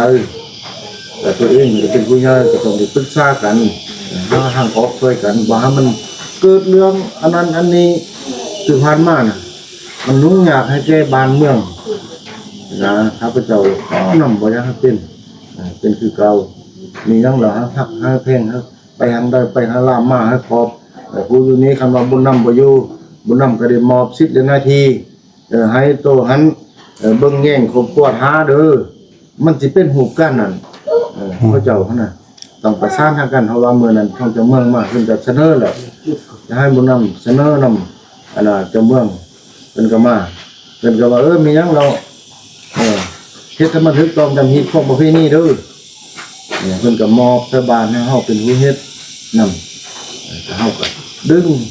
เขามาเพื่ออยากให้มาเป็นผู้ช่วยผู้นำโดยเวลาผู้นำบ่อยู่ชนเผ่าเฮานี่สิกินหยังไปหยังนะเพิ่นเลยอยากให้มาผู้นำพ่อบ่อยู่เฮาก็สิได้เฮ็ดเอกสารให้ผู้เกี่ยวบ่ถึงขั้นสุขอนี้มันก็มีไฟยิ่งไฟฉายเนาะไฟยิ่งเนี่ยเฮาว่าบ้านคนท้องเฮาคือสอบดูแล้วเรื่องเส้นเอกสารทุกสิ่งทุกอย่างแล้วประกอบภายใต้นั่นโตแล้วเป็นเฮาปรึกษาบ่นำปรึกษาบ่นำแล้วเขียนเนี่ยได้เป็นบันทึกสิว่าประวัติอะไรทำไมเขียนแล้วไปจำกาอยู่นาเวนจำกาอยู่ในบ้านนาเวนจำกาให้แล้วก็มาอันนั้นใช้ไฟยิ่งสมทบใส่กันแล้วก็จะไปขึ้นไปห้องการภายในกันก็เจ้าเพื่อเฮ็ดออกเอกสารบัตรแจ้งดองให้เนาะเพราะว่าเดี๋ยวนี้เฮาก็ฮึกแต่หิดข้องซื่อๆแล้วเป็นพวกเมียก็บ่ฮึกตามระเบียบกฎหมายปานใดเพราะว่ามันบ่เต็มร้อยนี่คือผู้ที่ข้องบ้านเมืองเฮาอันนี้ก็คือว่าขั้นต้นว่าซั่นซะบางทีเต็มร้อยฮึกตามระเบียบกฎหมายแท้แล้วแม่นจริงซะทั้งเวลาของการเพิ่นเกี่ยวข้องพุ่นเนาะเป็นจักเบานำนองหั่นแหละเดี๋ยวเช้านี้ข้าพเจ้าก็บ่เว้าหรอกเว้าก็สิบ่ฮู้หยังหรอกก็อิงใส่แต่น้องหั่นฟ้าฟังมันนำน้องหั่นมันนี่หังฮึเพิ่นก็ว่าได้สิดีสิงามเราเว้าเด้ในบ้านบ่ให้เป็นคือเก่าเด้นั่นนี่ๆเพิ่นเว้ามานะเฮาก็จะได้คันมีปัญหาก็ให้เฮานี่แหละถ้าเฮาจะค่อยนี่แหละสิได้เว้าได้ว่าบ่ค่อยเว้าความเว้านั่นนี่ปรึกษาเฮาก็ได้มาเว้านี่เฮาขอนำบ่อยากให้เป็น อยากให้เป็นครอบครัวที่ก้าวหน้าอยู่ในชนเผ่านี้เวลาอนาคตไปไผมามันสิเป็นแหล่งท่องเที่ยวติดพันกับน้ำปุนทำฮาวายเนี่ยเขาเจ้ามาว่านนี่ก็มาสำรวจมันแล้วเนี่ยเขาเจ้าเฮ็ดอนาบ้าอันเสนอในงานนั้นมันเฮาจะได้ติดพันน้ำเขาเขาแหล่งเที่ยวนะเวลาแขกไปไผมาเนี่ยมันสิมาหาเฮาแล้วเฮานี่นิดแนวใดมันสิได้อันนึงได้รับผลประโยชน์นำนักท่องเที่ยวในไรดึงดูดในไรพระเจ้าก็ต้องใช้วิธีการเป็นมากเขาก็ได้เคารพนับถือเพิ่นเวลาใช้ผู้ใหญ่มาแต่ถ้ามันเป็นนับถือมันเป็นใช้ผู้ใหญ่มีอย่างไรว่าจะฝากฟังเนี่ยทุกสิ่งทุกอย่างแหละให้บุญนำเบาน้ำตื้มเบาเรื่องกันที่ไปที่มาเบาเรื่องกันดูในส่วนเผานี้เวลาเช็คไปให้มาเห็นแนวใดความเบาแนวใดมีที่ระยะบรรยายแนวใดบุญนำเน้นน้ำตื้มพระเจ้าคือผู้ดีอยู่การไปการมาเนี่ยก็ยักเข้าไปล่ามากพอกันแหละสิไปทางใดบอกบุญนำหันบุญนำบุยูบอกเมียหรือว่าไปหาข้าพเจ้าหรือว่าการเที่ยวคล้องนี้หรือว่าทำตาปั้งน้ำเฮาเลยจะได้เป็นอย่างนี้นะฮะเวลาเป็นไปได้เลยตัดสินใจไปผู้เดียวเครียดเราบ่อยากให้เครียดแหละข้าพเจ้าแนะนำน้องๆนะบ่อยากให้เครียดทั้งว่ามันชนเผ่าเขาเนี่ยมันชนเผ่าใต้โตที่เขาจะเอาหันเข้ามานี่ก็มันก็จะได้ใช้เวลาใช้เวลาจะเอามือนี้มืออื่นบ่ได้ไปมามือนี้มืออื่นนี่ลักษณะเขาต้องได้ใช้เวลาว่าเนี่ยได้จะเข้าได้เจ้าได้อยู่คิดอิ่มลงอุ่นบ่จิตใจลงใช้บ่มีการหายกันด่าจนนั้นมาแล้วบ่ไปแล้วเฮาไปแล้วเอาเฟืองด่าเอาเฟืองตีนั่นนี่บ่อยากให้เป็นเพราะว่าหันสำคัญว่าน้องหันคิดว่าสำคัญนักว่ามันชนเผ่าตัวนี้แหละมันเขาเจ้าคิดเอาเนาะผ่านมาคันว่าเจ้าเฮ็ดบ่ดีล่ะคือว่าไปบอกแม่นบอกเก่งๆนะครับไปเฮ็ดระเบียบเขาเรามันคนสิเว้าแล้วคนรัดเด้บ่ซื่อๆเลยบ่คนแจ้งว่าซั่นซะเป็นคนรัดเฮ็ดหาเขานั่นนึงแล้วโอ้ผิดระเบียบกฎหมายเขาไดเขาอนุญาตให้เจ้ามาอยู่นี้มาเฮือยังเขาก็จะฝากฟังเจ้ารักษาเบิ่งแย่งดูแลแล้วได้สิอยู่ดีมีแห้งแล้วได้เขาสิเจ้าจะได้กินน้ำอุ่นผู้เสื่อมันนั่นน่ะเขาจึงปล่อยให้เฮามาเฮ็ดนี่เฮาพากน้ำหนองน้ำนงหันให้เขาจ้อยเป็นอันนั้นเนาะเราสิไปบ้านไปเฮือนแล้วเบิ่งความเหมาะสมเนาะโอ้อยากไปเยี่ยมยามทางนาแบนแต่เวลาบุญนำอยู่ก็ปรึกษาเพิ่นหันโอ้อยากไปหาเมียไปเยี่ยมไปย่ำพ่อเป็นแม่เวลาบุญนำอยู่ก็จึงค่อยไปแต่ว่าบ่อยากให้มันขาดคนอยู่นี้คันว่าขาดไปแล้วบ่มีไผแล้วมันนำเขาเจ้าสิไปใช้บ่ฮู้อันหาว่าความรับผิดชอบอยู่นำเขาเจ้าอันหาว่าไปเป็นทั้งอยู่ใช้2 5ไม่เห็นเสียหายเขาเจ้าเขานี่สิได้มันยากแม่นต้องไปอยู่ต้องให้มันฮู้ว่าผู้นี้ไปมื้อนั้นผู้นั้นมันได้ติดตามการเคลื่อนไหวของเขาติดตามการเคลื่อนไหวหรือว่าผู้นี้ไปเวลามันเป็นหายมาแล้วให้มันฮู้ที่ไปที่มาฮู้นำที่นำทางโอ้เขาจะต้องไปพุ่นไปพี่เวลามันเกิดต้องมา95นะข้าพเจ้าก็สิมีคำเห็นอันนั้นเนาะก็หายสุดนี้ก็ใส่ให้เพิ่นได้มาการปกครองบ้านก็แนวโฮมแล้วก็ใส่ให้เพิ่นได้ทำให้น้องส่งคำส่งไฟแล้วก็ให้ผู้พ่อเมียจะมีสุขภาพเข้มแข็งเอาหันมันยืนมีแต่โชคแต่ลาภมีหยังก็ให้ยักอายุมันคนยืนดีๆมีแห้งขาได้คลายมันตลอดไปร่ำรวยแล้วก็ต่อไปก็อยากมอบให้ทั้งไอ้น้องของฝ่ายหุ่นเพื่อมีหยังอยากประกอบมันเดิมเป็นพ่อเป็นแม่เป็นอาเป็นน้องมีทั้งผู้จำเป็นประกอบแล้วก็บ่เสื่อมเนาะ แล้วก็มอบเพิ่มมอบนั่งแล้วก็มอบใครมอบเคยนั้นให้กันทางไฟยิงไฟใช้น่ะเพราะซื่อๆ สัน มียังตีนึง สัน ยังล้มน้ำลูกน้ำเต่ายังล้มน้ำ ล้มลูกล้มเต้าเลยล้มกระได อันนั้นก็จะบ่มีหยังเลยที บ่มียัง ที่มันเลย นี่มันแล้วเนาะ เดี๋ยวมองก็เห็นดีแล้วการจะตั้งอยู่ที่เราเป็นผู้บอกบ่ทอนล่ะ สันกาเนาะขออนุญาตปฏิกรรมก่อนอื่นก็ขอแสดงความเคารพและนับถือมาทางท่านในบ้านผมโดยคณะเนาะก็ถือว่าข้าพเจ้าก็ถือว่าในนามทางตั้งหน้าไฟหญิงก็ถือว่าดีอกดีใจเนาะก็แสดงความขอบอกขอบใจการบอกหลังสั่งสอนการโอกันลมทุกสิ่งทุกอย่างก็ถือว่าเห็นดีและก็ดีใจที่สุดเนาะก็ถือว่าก็มีแต่นนี้แหละไอ้เฟืองเด้อพ่อแม่เพิ่นก็ได้สั่งสอนสำนี้บ่แม่นเด็กน้อยเว้าลิ้นบ่แม่นว่าสิแม่นเอาเรื่องราวมาเฮ็ดลิ้นบ่แม่นเฮ็ดคอนเทนต์บ่แม่นการแสดงอันนี้คือเรื่องราวที่แท้จริงแล้วก็ทุกสิ่งทุกอย่างคือเพิ่นว่าหั่นแหละภาครัฐคันเทิงบ้านเมืองเพิ่นเป็นห่วงเป็นใยที่สุดแล้วก็ได้นำเอาคำเสนอที่ว่าน้องเสนอขึ้นคันเมืองหันทางคันบ้านหันเพิ่นก็ตกลงว่าเห็นดีให้มาเฮ็ดให้มันถูกต้องตามฮีตามคองตามบ้านตามเมืองเพื่อมาหยังก็เพื่อมาพัฒนาเพื่อมาเบิ่งแย่งแทนดีแล้วที่ว่ามีคนมาช่วยน้องบัดนี้พอเวลาที่น้องบ่อยู่ก็สิแม่นมอบให้เบิ่งแย่งจังซั่นแหละทุกคำที่เพิ่นอันได้เว้ามานะล้วนแม้แต่มีน้ำยาที่ว่าให้มันคิดให้มันย้ำบ่ให้มันเว้าแล้วทิ่มบ่แม่นเว้าแล้วหัวบ่ให้มันเว้าแล้วทิ่มไปในมื้อนี้มื้อวานนี่บ่เอาอันนี้เฮาต้องได้สืบต่อให้มันเกิดดอกออกผลเฮ็ดแนวใดพอต้องเลือกเฮาสิมาอยู่เป็นบ้านเป็นเมืองเฮ็ดแนวใดที่ว่าพอต้องเลือกเฮาสิบ่ยานบ่กลัวอันใดบ่ดีบ่งามที่ผ่านมาคือมอไล่ที่ผ่านมาก็อ้ายก็อยู่นำเหตุการณ์ทุกอย่างอ้ายเห็นทางน้องทางนู้นนี่ก็สิบ่เว้าหยังหลายหรอกเด้เขาน่ะเป็นหยังไปก็สิได้มอบให้ทางกฎหมายคืออ้ายฮู้แหละพอพ่อก็ได้เว้ากันหมดแหละทางบ้านทางเมืองก็เว้ากันหมดแล้วเด้คันว่ามันเกินเหตุเกินพ้นคันว่าเว้าแล้วก็คือว่าบ่เปลี่ยนบ่แปลงเว้าแล้วก็บ่มีการพัฒนาก็ทุกสิ่งทุกอย่างมันเปลี่ยนไปจากที่ว่าเฮาได้สั่งสอนกันนะบ่ฟังแล้วนะก็สิมันก็ได้มอบตามคันเท่านั้นแหละแต่เฮาก็สิบ่เว้าหยังเลยก็สมเสยให้ละที่ว่าตัดสินใจอันสูงส่งมาพัฒนามาช่วยมาเบิ่งมาแย่งจังซี่แหละคืออันเพิ่นเว้านี่สำคัญที่สุดเด้ต่อไปในบ้านเฮานี่นะมันเคียงคู่กับการ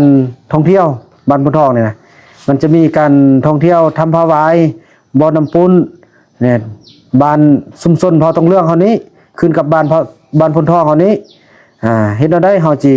ต้อนรับแขกเข้ามาเยี่ยมยามเฮาหลายที่สุด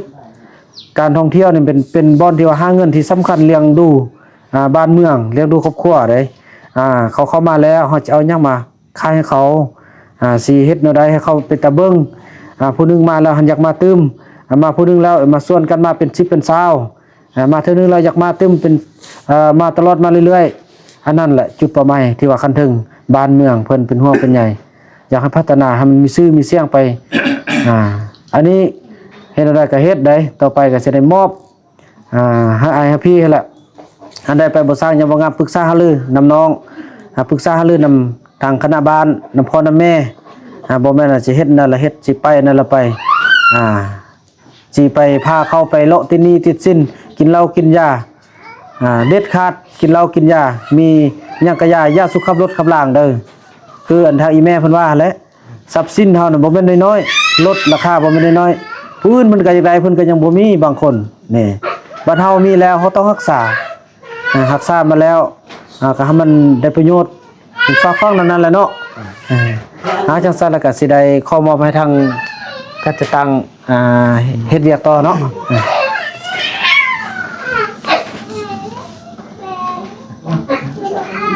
เอาสั่นคือว่าหมดกี่แล้วเนาะเมื่อมาวันนี้ก็ขอบอกขอบใจนำทางคณะการปกครองบ้านแล้วก็ขอบอกขอบใจนำไอ้น้องส่งไฟที่เขาร่วมเป็นสักขีพยานหาแก่ผู้พ่อเมียมาว่าซะเนาะ อันสุดท้ายนี้ก็อวยพรแด่ท่านจัดจัดตังผู้ภาคส่วนจงมีสุขภาพแข็งแรงอวยพรแด่ทางไอ้น้องสองฝ่ายแล้วก็ผู้พ่อเมียเนาะจงมีสุขภาพแข็งแรงแล้วก็เฮาหันมันยืนต่อหน้าที่เวียกงานอันมีความก้าวหน้าหรือว่าเรียกจัดตังหนนี้ที่ว่ามัดสำนี้เอาขอขอบใจ อันนั่นเด้อพ่อแม่เอ้ยอันก็ถือว่า แล้วนี่ก็สิมันข้อเส้นๆกินข้าวกินน้ำ นางดีนำมาซุมมา อ๋อฮะน้องลี ลูกไห้ตี เพิ่นเอาลูกกินนมเพิ่นบอกก็ถือว่านั้นเนาะก็ถือว่าขอบอกขอบใจทางอำนาจกจะตั้งบ้านทางพ่อทางแม่ที่เป็นห่วงเป็นใยแล้วก็มาสละเวลาอันมีคุณค่ามาร่วมพิธีที่ว่าสุข้อว่าซั่นซะเนาะที่ว่าตามฮิตตามของหลังจากแล้วพิธีนี้ก็สิขอเชิญพ่อแม่กินข้าวกินน้ำอบอุ่นเล็กๆน้อยๆนำกันก่อนเนาะขอเนาะสาวลี่เอ้ยมันนี่ก็จะมันถือว่านั่นแหละพี่น้องเนาะถือว่าภาพบรรยากาศนี้ก็จะขออนุญาตจบคลิปกับสำนีก่อนพอเฮาทางเฮาก็ยังสิได้ให้ทางสาวลี่เนาะแล้วก็สองบ่อเฟืองซุมมาทางพ่อแม่ตำฮิตคองตึมแล้วก็จบเนาะแล้วก็สิกินข้าวกินน้ำกันก็สิมีการเปิดเพลงมีการร้องรำทำเพลงกันหน่อยนึงก็จะบ่ได้ถ่ายคลิปกันเนาะพี่น้องเนาะคลิปนี้บ่าวบุญนำขออนุญาตกล่าวคำว่าสบายดี เป็นมาเฮ็ด เด้อไอ้เฟื่องมาอยู่ทางนี้ก่อนในบ้านเฮานั่งนี่ก็ได้เนาะในบ้านเป็นสักขีพยานแล้วในบ้านบุญไทยประมาณนำกันโอ้ถือว่านี่คือเด้อมีในบ้านมานำเลยถือว่าอันถือว่าอันนี้ก็สิแม่นอันสมากันทางกันจะตังเนาะบ่แม่นเลยขอขึ้นทะเบียนเนาะอันเบิ่งอันนั้นบ่ยินอันนั้นเด้นี่บ่ยินเท่านี้ได้อันให้พรนะค่อยถือว่าอันนี้ก็ขออนุญาตบัตรกรรมเนาะก็ถือว่าเขาเป็นตัวแทนทางพี่ทางน้องทางซ่องกำซ่องฝ่ายเขาเจ้าเนาะมาขอขึ้นทะเบียนนำก็จะตั้งบ้านได้บ่ทึกบ่ต้องได้บ่งามก็ขอให้ทางก็จะตั้งทางผู้ใหญ่ผู้สูงเป็นผู้เบิ่งผู้แย่งผู้บอกลังสั่งสอนได้เนาะสาธุ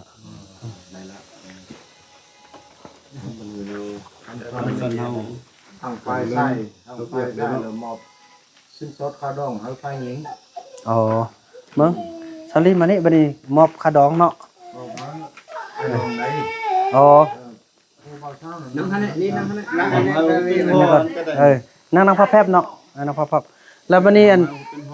อันนี้เราถือว่าค่าดองนี่สิมอบให้อัน มาเจ้ากันเลยแหละ เนาะพอมัน เพราะว่าเป็น พ่อนี้มอบให้เจ้าหั่น อ๋อได้นั่นนี่ก็ถือว่าย่องเบิ่นมอบค่าดองอันก้อนอัน นี่ยกนี่อันยกเลย ยกอันเลย นี่อย่าแต่ง เดี๋ยวหมดหน้าที่ผมก็โอ้เหมือน จ ใน มูก บ้า คือน จมูก คนนั่งก็ได้ บ้านนั่นแหละจะน้อยจริงเจอปันโยกี่เดี๋ยวมอบเดี๋ยวคนแฮมมอบมาคอนลูกเพ้อเก้าคำเก้าคูณที่12ของ14นี่นี่อยากมอบให้ลูกให้หลานหั่นแล้วได้ระวังเพื่อนกับอีลีนี่ให้ตอนนั้นมันเป็นผัวหักแม่แพงนำกันเป็นพวกคำเพื่อคุณแห้งว่าดีขึ้นต่อไปอายุจะหด100 ปีแห้งว่าดีสาธุ ลานได้บันดันจะตั้ง อันนี้เป็นเงินค่าดองเด้อเก้าคำเก้าคูณถึกอยู่จำนี่เด้อเพิ่นมอบให้แล้วค่าดองได้นี่เด้อก็น้องก็เอาไปปั้นให้แม่ให้พ่อเด้อแพงกันถึกอยู่99,000กีบบอก99,000กีบเนาะแต่ว่าเขาจดอยู่ขึ้นทะเบียนหั่นแล้วมัน900,000เนาะเขาจดขึ้นทะเบียนแต่มอบก่อนเก้าคำเก้าคูณนี่เด้อ เก้าคำเก้าคูณไรหันหมดเก้าคำเก้าคูณกระทึกอยู่99,000เนาะมอบให้เอาไว้ไปให้อันค่าน้ำตู้น้ำนมมีแม่เด้อนี่เด้อปั้นให้พี่ให้น้องดองสิปั้นผู้ใดก็ปั้นอันนี้ค่าดองน้องมอบให้น้องแล้ว จะก็บอกเราพอเงินตัวนี้ละจะแบ่งให้เข้ากับแบ่งจะก็บอกเรางั้น เงินนี่สิแบ่ง เพิ่ เพิ่ น น ให้เข้าเท่าไหร่ เอาไว้น้ำน้องก่อนน้ำน้องนี่เด้อก่อน มาเลี้ยวนี่เลยก็แม่นบ่ มานะ ตอนแรกก็มืออื่น เฮ้ย ตอนแรกเลยมือลืมมืออื่น เบิดก็ จะแบ่งเงิน เอาสั่นเฮามาเข้าเรียกอีกซึ่งเพิ่นนึงเนาะสั่นที่ว่าอิงเสิร์คำมักฮักของผู้บ่าวสาวแล้วก็อิงคำเสนอของไอ้น้องท้องควายเนาะมื้อนี้คือว่าเป็นมือจดทะเบียนแล้วก็จดประวัตินะแล้วก็มีการจัดตั้งเข้าร่วมนี่อันนี้6ท่านเนาะอันก่อนอื่นนี่ขอเฮียนทางท่านในบ้านนี่นับถือแล้วก็เฮียนทางคณะการของบ้านนี่นับถือแล้วก็นับถือฮักแท้งมันยังไอ้น้องท้องควายแล้วเนาะคือว่าตรงของเฮามื้อนี้ก็คือว่าเป็นมื้อสันวันดีมื้อที่และวันงามจึงว่าได้มาหอมหน้าหอมตาคบหน้าคบตากันเพื่อจดทะเบียนเพื่อว่าจดประวัติให้ผู้บ่าวสาวคือข่าวเครื่องและนางนี้นี่เนาะท่านต่อไปขอเชิญทางให้นายเพิ่นแนะสร้างบทบันทึกกันสุโขเอาเชิญ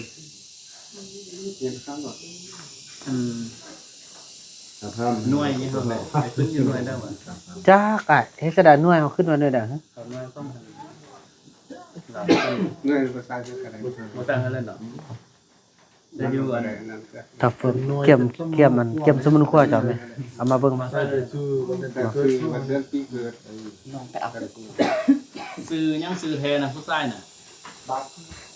บ่เฟืองเท้าเฟืองฟอเฟือง จะเป็นเบาเรื่อยเบาเลย เป็นบ้าวนี่บ่ได้เมียเลย ข้าวเฟืองข้าวนั่ง นี่นามสกุลนั้น ซิมอมซิมอมหน่อย นามสกุลอันในบ้านอุ้มนะ แม่นแหละซิมอมประดื่มเนาะซิมอมเนาะ วันเดือนปีเกิดวันที่เดือนปียัง เบิ่งเพิ่นอันกำลังไปเอาอันสมุนครัวเบิ่งนึงเนาะก็ไปไล่ มาที่เครื่องเกิดปี2000 ไล่อันมื้อนั้นได้เท่าไหร่ก็ได้45ปีแล้วดิปี80เนี่ยถ้าเบิ่งสมุนครัวนิดนึงก็เนาะคือเกิดปีหมั้ ปี81 81 ปีเกิดปี81เดือน4 เดือน4วันที่ วันที่ได้เดาออก ต่อถ้าเบิ่งสมุนครัวกันเนาะนี่สมุนมีสมุนครัวอยู่เบิ่ง กันมีผู้ได้ตับนั้นก็ได้ เดาอ่อนบ่เดาบ่ได้เด้อตัวนี้นะเบิ่งท้าวเฟืองหน่วย25บ้านนาแวน ใช่ตั้งนั้นเลย ใส่กับมันเลย35มีกลุ่ม หน่วย35 ใส่หน่วยเราเรื่องนี้ โดย เรียกว่าเอาไว้นี่ก่อนก็ ใช่เขาเพื่อนใช่ อันนี้เขาไอ้เฟืองนะอันหน่วย35บ้านนาแวนเมืองเพียงแขวงสัญบุรีบัดนี้เกิดวันที่4เดือน2 ที่4เนาะ ปี 1980 ก็เฮ็ดตามนี้แหละให้ตามนี้แหละ นั่นแหละวันที่4เดือน2ปี 1980หน่อยนั่นแหละ ส่วนเผาก ึมุคืออยู่ศาสนา 46เนาะศาสนาพี่โอ้เท่าแล้วเด้คน50ก็เท่าเติบแล้วเด้เนาะ นางลี นางลีนำสว่างอายุนี่ประมาณมองใส่32บ่พี่กายใส่31แล้วประมาณจำได้เนาะประมาณเนาะ32อายุ32 เกิดปีนั่นว่า เธอได้จะได้ เบิ่งลองลบเบิ่งดู 91บ่91 92 94นี่ 94เนี่ย ได้ 5ต่อ16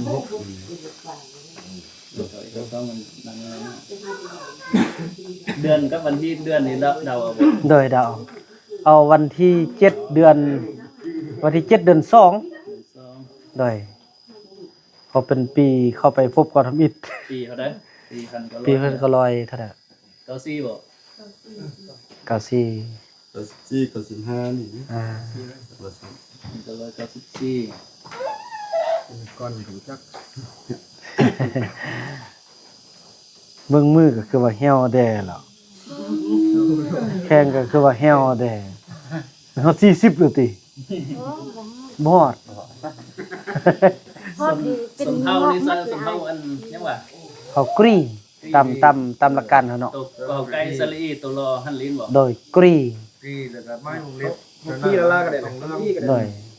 ไม่วงเล็บแดกก็ได้แหละต้องเรื่องเพิ่นว่าคันฮอด40แล้วผมงอกพุ่นน่ะบ่ฮอดเทื่อพุ่นน่ะแม่นนี่อันนี้ยังแฮวซะนั่นนี่มันยังดุติ แกะดู มันแค่ดุติ ลักษณะกับพี่กัน โดยซะพี่คือกัน อ่อนเด้เกี่ยวซองยังบำรุงติ๊กไอ้เฟือง ใส่บ่หัน มันยัง ไม้สายเอาซ้ำคน มีพ่อ พอซื้อยังว่า พ่อซื้อหยังเท่ามีซื้อบ่ ตะกำพาย คำไพ่คำไพ่ซิมอม คำไพ่เขาเพิ่งบ่ คำไพ่นั่นแหละ ใส่น้ำคัน คำไพ่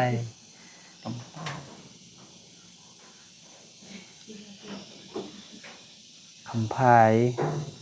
ซิมอม อยู่เฮือนมุ่งนี่คือฝนตก เป็นพ่อเนาะ โดยผู้เป็นพ่อ อยู่ว่าเพิ่นบ่ฮู้เนาะ อีตึ้ม บ่แม่น ต้ม ผู้อายเท้าหยังเท้าเวียง เสวียง เท้าเวียงซิมอมผู้อาย นามสกุล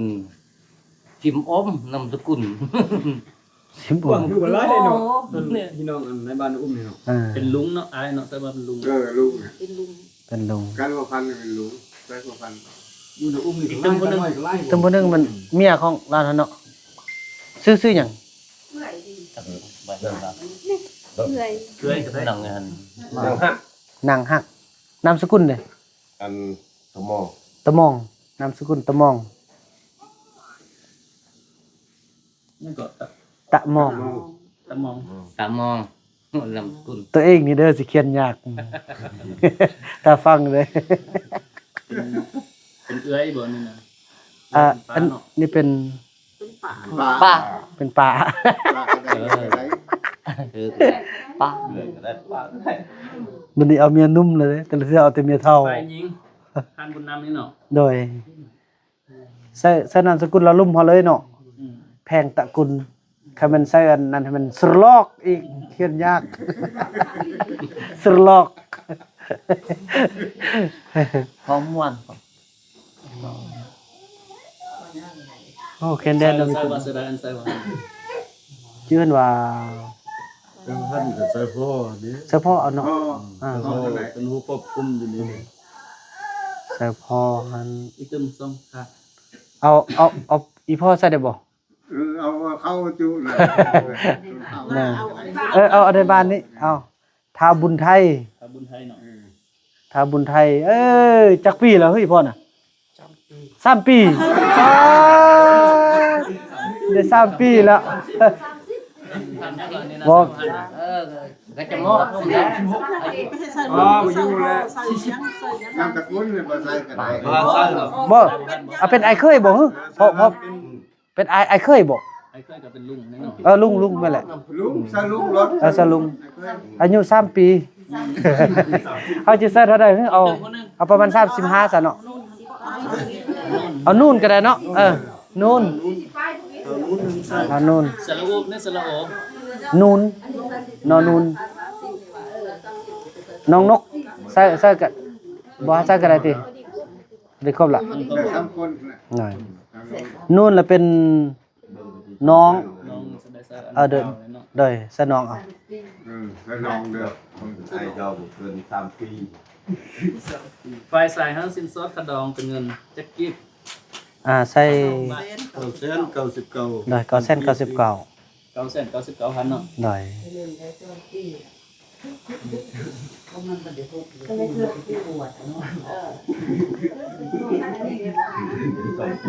ทำบ่มีเนาะ บ่มี กงบ่มีเท่าใดสดเลย ปงสดเลย สดเลยเนาะ ใส่สดเลย สุโขน ป้าเธอเป็นตาเอาเนาะมียานั่นนี่เนาะเอา10คนก็ได้ละกันราคาดอกซั่นนี่คือองค์ขี้คานว่าเอาเมีย3คนตึมมาเลี้ยง ยังอยากได้เมียเพิ่ม บ่มีคำหาอันเมียซ้ำนี่คำนี่นะคำข้าวนี่นะ คำนั้นนี่แต่พอ มื้อนึงมัน ให้เมียบ่ได้หรอก มื้อนึงมันตึรปิด คำตึกปิดใส่นอนหาโจโหบ่ได้ ใส่ละต้นเนาะ 50มา10เลย สับเดิมเจ้าบ่าวเจ้าสาว สัตว์ บ่มีหยังก็มีแต่หังก็มีแต่ก็แล้ว งัวมีตัวนึงมีงัวตัวนึง มีงัวนึง ไอ้เฟืองนี่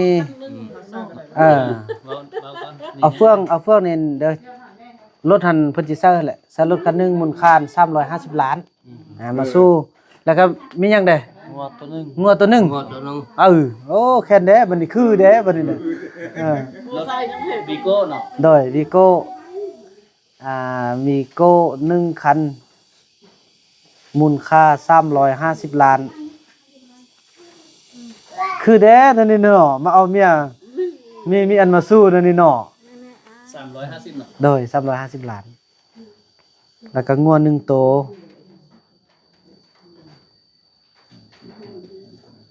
ซาลี่แล้วมีแต่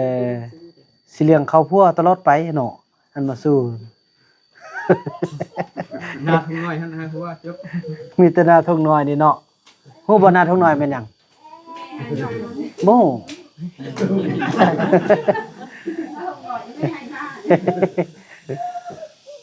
โอ้ดีใจเด้อลีเด้อกลับมาเปลี่ยนมาแปลงเอาแท้ว่าคันทุกคนเป็นอันนี้ได้ฮู้ขนาดแหละบ่อันตั้งแต่เฮ็ดนี่ ซาลีนี่มีแต่หังกับมีเนาะ โดย อยากเข้าป่าเข้าเมืองยัง แม่นแหละบ่ไปจักเทื่อเลย เป็นยันมันรอยคักปาก ไปครับเมื่อยยังบ่ตา น่าเกียร์ลูกไปพุ่นเด้อนี่ป้า ซาลี่นี่อันมาสู้เจ้ามีแต่ห้างกับมีได้ที่ว่า นัดไม้วันเวลาแต่งดองนี่ว่าแต่เฮเลยเนาะ จนก่อน อนุญาตจักนะ เฮาอยากสิได้แล่นบัดแล่นใบยังตึมเนาะให้มันสำเร็จ เขาก็หูแล้วเขาไปห้องข้างเขาก็หู อืม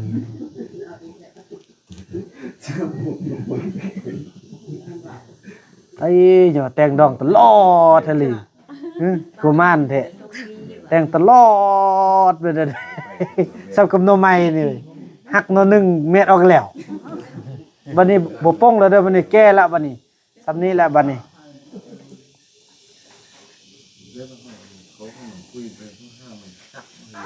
แม่นแหละเฮาย่างนี่ตัดซื่อๆนี่คันมันเจาะอุโมงค์ขึ้นเส้นทางด่วนนี่ขี่บ่เกิน2นาทีดอกฮอนมันเขาอยู่น่ะ อันบอลสถานที่ยังซานี่ซาเป็นหันของท่านบุญนำเนี่ยเนาะ อันเฮ็ดใส่บ้านพอต้องเรื่องเอาหนุ่มบ้านพอต้องเรื่อง อยู่หันบ้านเข้าตรงเรื่อง เลยบ้านพอต้องเรื่องเลย โอเคเดี๋ยวเรื่องดูตรงเรื่องที่ทำนั่นเขาเฮ็ดพนักงานเขาไปเฮ็ดจังนั้น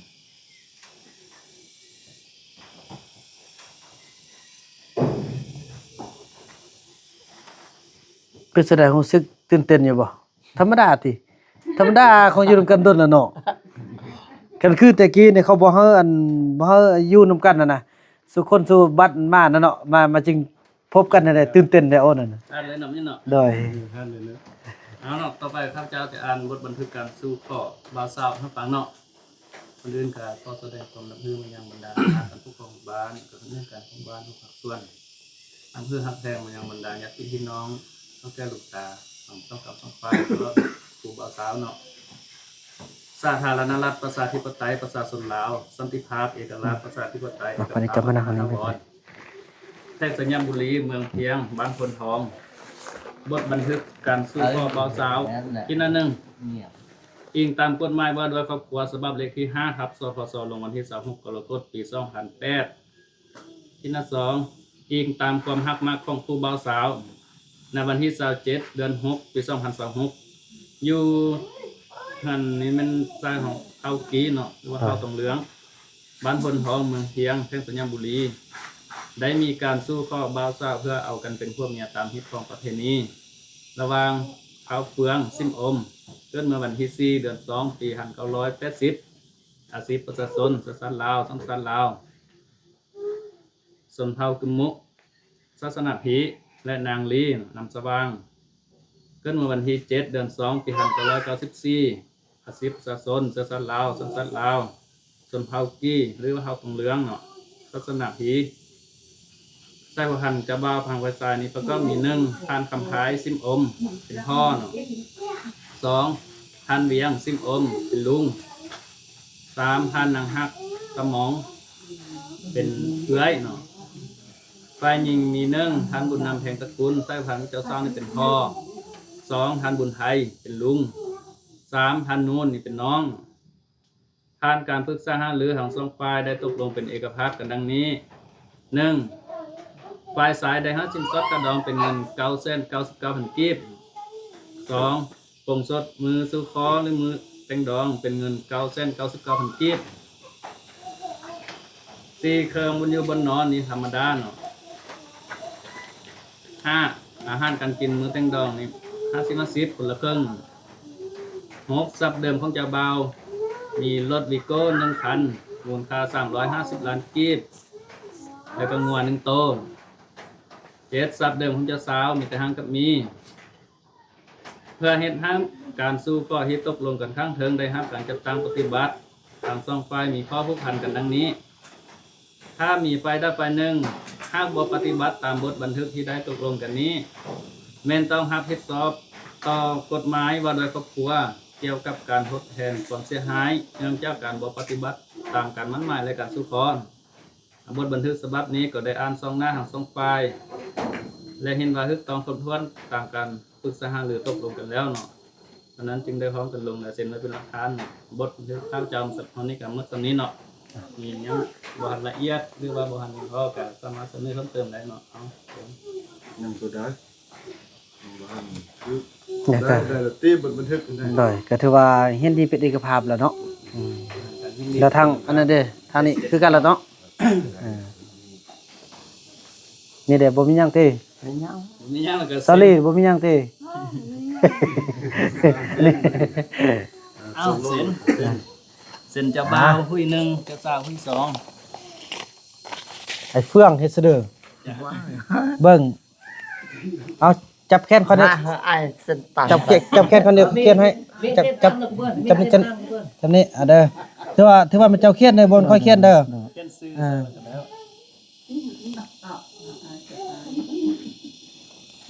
ถ้าเฟื่องเอามาใส่ซิมอมเด้อบ่ได้แล้วแหละเอานางลีนางลีจำนี้โอ้โธ่เจ้าบ่าวเจ้าสาว แล้วก็เอาไปเซ็นอันพยานทางเจ้าบ่าวน างลีพยานบัดนี้ ฝ่ายสายก่อนเด้อ ใช่ ไปตายก็ไปตายกันที่อุ้มเลย เอาเบิ่งสบ่เขียนเพื่อน เดือนก็ทะยุย ตรีจี้สักขออนุญาตเนาะเพิ่นมอบให้เขียนนะท้าวคำไพ่ท้าวคำไพ่ก่อนเนาะท้าวคำ เส้นลูกก็เส้น ไม่เขียนใช่เด้ใช่เนี่ย ใช่ก็ไปเบลีย เอาไปเบลียโอ้เบลียเกี่ยวเอาเขียนเลย ขนมจำปู คำไพ่ ไง เพิ่นยันบ่งามว่าซั่น พี่ว่า ตัวคุณรูปเซ่เลยเนาะเนี่ยสันนี่เลยก็บ่ อีกอ่ะ ต่อเลยท้าวคำเลยบ่งามคือละว่า เลย ยันวังเอ็ม ตาบัดปีเลยไปจับตุ่มจับต่อ โอ้สาวไปปีบ่ได้จับปิกจับซอ หน่อยโ บะแม่มันกี่ตัวกี้เลย อ้โหเด็กบุญเข้ามา เวียงป้าตัวคือ คือภาษาอัน เออ นั่นเลย เทศเท่า เนาะอันน้องอันน้องหมดเอื้อยอ่ะนางฮัก เขีย อ่ะ นเขียนไม่เขียนเลือดนะเขียนตังค์ ให้เมียแล้วเขียนผัวแล้วเขียนโทแม่นแต่บรรดาอันหนังสืออันกัมพูเชียแล้วนะ ปืนอันนี้ไฟซ้ายไฟยิงอ๋อ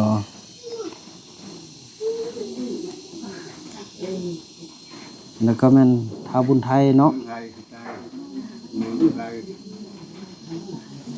แล้วจะปี2000บริจับวิกจับโทแล้วออกการแล้ว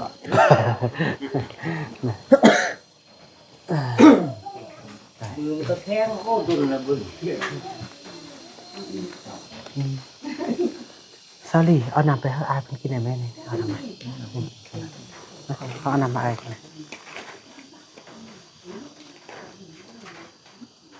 เอาเนาะบทบันทึกทำกันแล้วเนาะเราต่อไปกับมองทางจะตั้งเงินซื้อตัวเบียดต่อไปเนาะเอาซื้อ เอาตั้งเด็กต่อไปนี่ก็เอาเชิญท่านอยู่โฮมได้เนาะอิหยังก็โฮมตั้งสอนลูกหลานเจ้าฟ้อง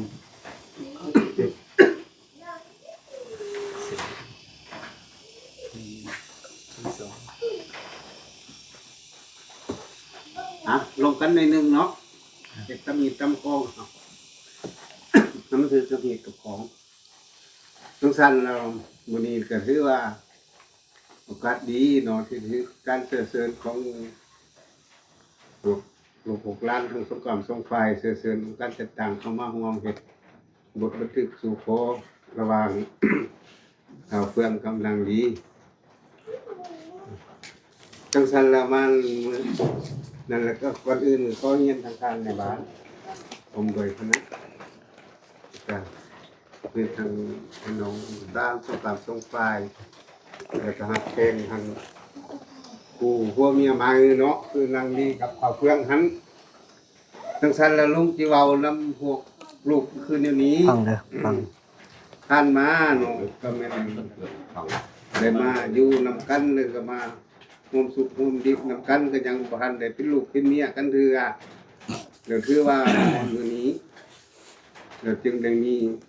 การมาสู่คอกันเนาะมีอายมีน้องมีพ่อมีแม่มาสู่คอกันเพื่อว่าเอากันเป็นผู้ผัวตัวเมียแต่ว่าคันว่าได้ฮักได้แพงได้สู้ได้คอกันแล้วก็จังว่าลำลูกเพื่อนหันเนาะโอ้ถึงได้คันได้มาอยู่จังซี่แล้วได้มาสู่คอนำนางลีแล้วแล้วก็หากเป็นพวกแก้วเนี่ยพี่พวกเขามีควรกันบ่ฮาป้าหาหินกันแหละ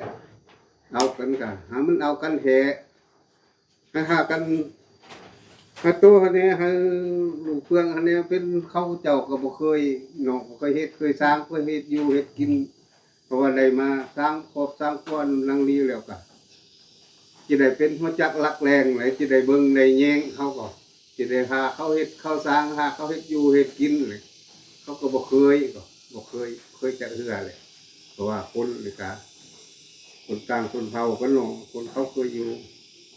ป่าอยู่ดงอยู่นั่นเพิ่นก็ได้หันเข้ามาอยู่บ้านอยู่เมืองแล้วก็ได้มาเอาเป็นลูกเป็นเมียแล้วก็เขาเจ้าบ่เคยก็สิได้หาเขาเฮ็ดเขาสร้างหากเขาเบิ่งเขาแยงได้เบิ่งได้แยงเขาบ่ให้หิมหาปะการกินการอยู่ก็สิได้เฮ็ดก็สิได้เฮานี่สิได้แต่งอยู่พวกกินก็สิได้เอฟได้ฝึกเข้าไปอย่างนี้เพราะว่าสิเว้าหลายก็สิบ่เคยหรือสิเว้าหลายก็บ่เคยเฮ็ดสิได้เฮ็ดให้เขากินนั่นแหละมันก็บ่ว่าอะไรเนาะแล้วก็หาฮักหาแพงเอากัน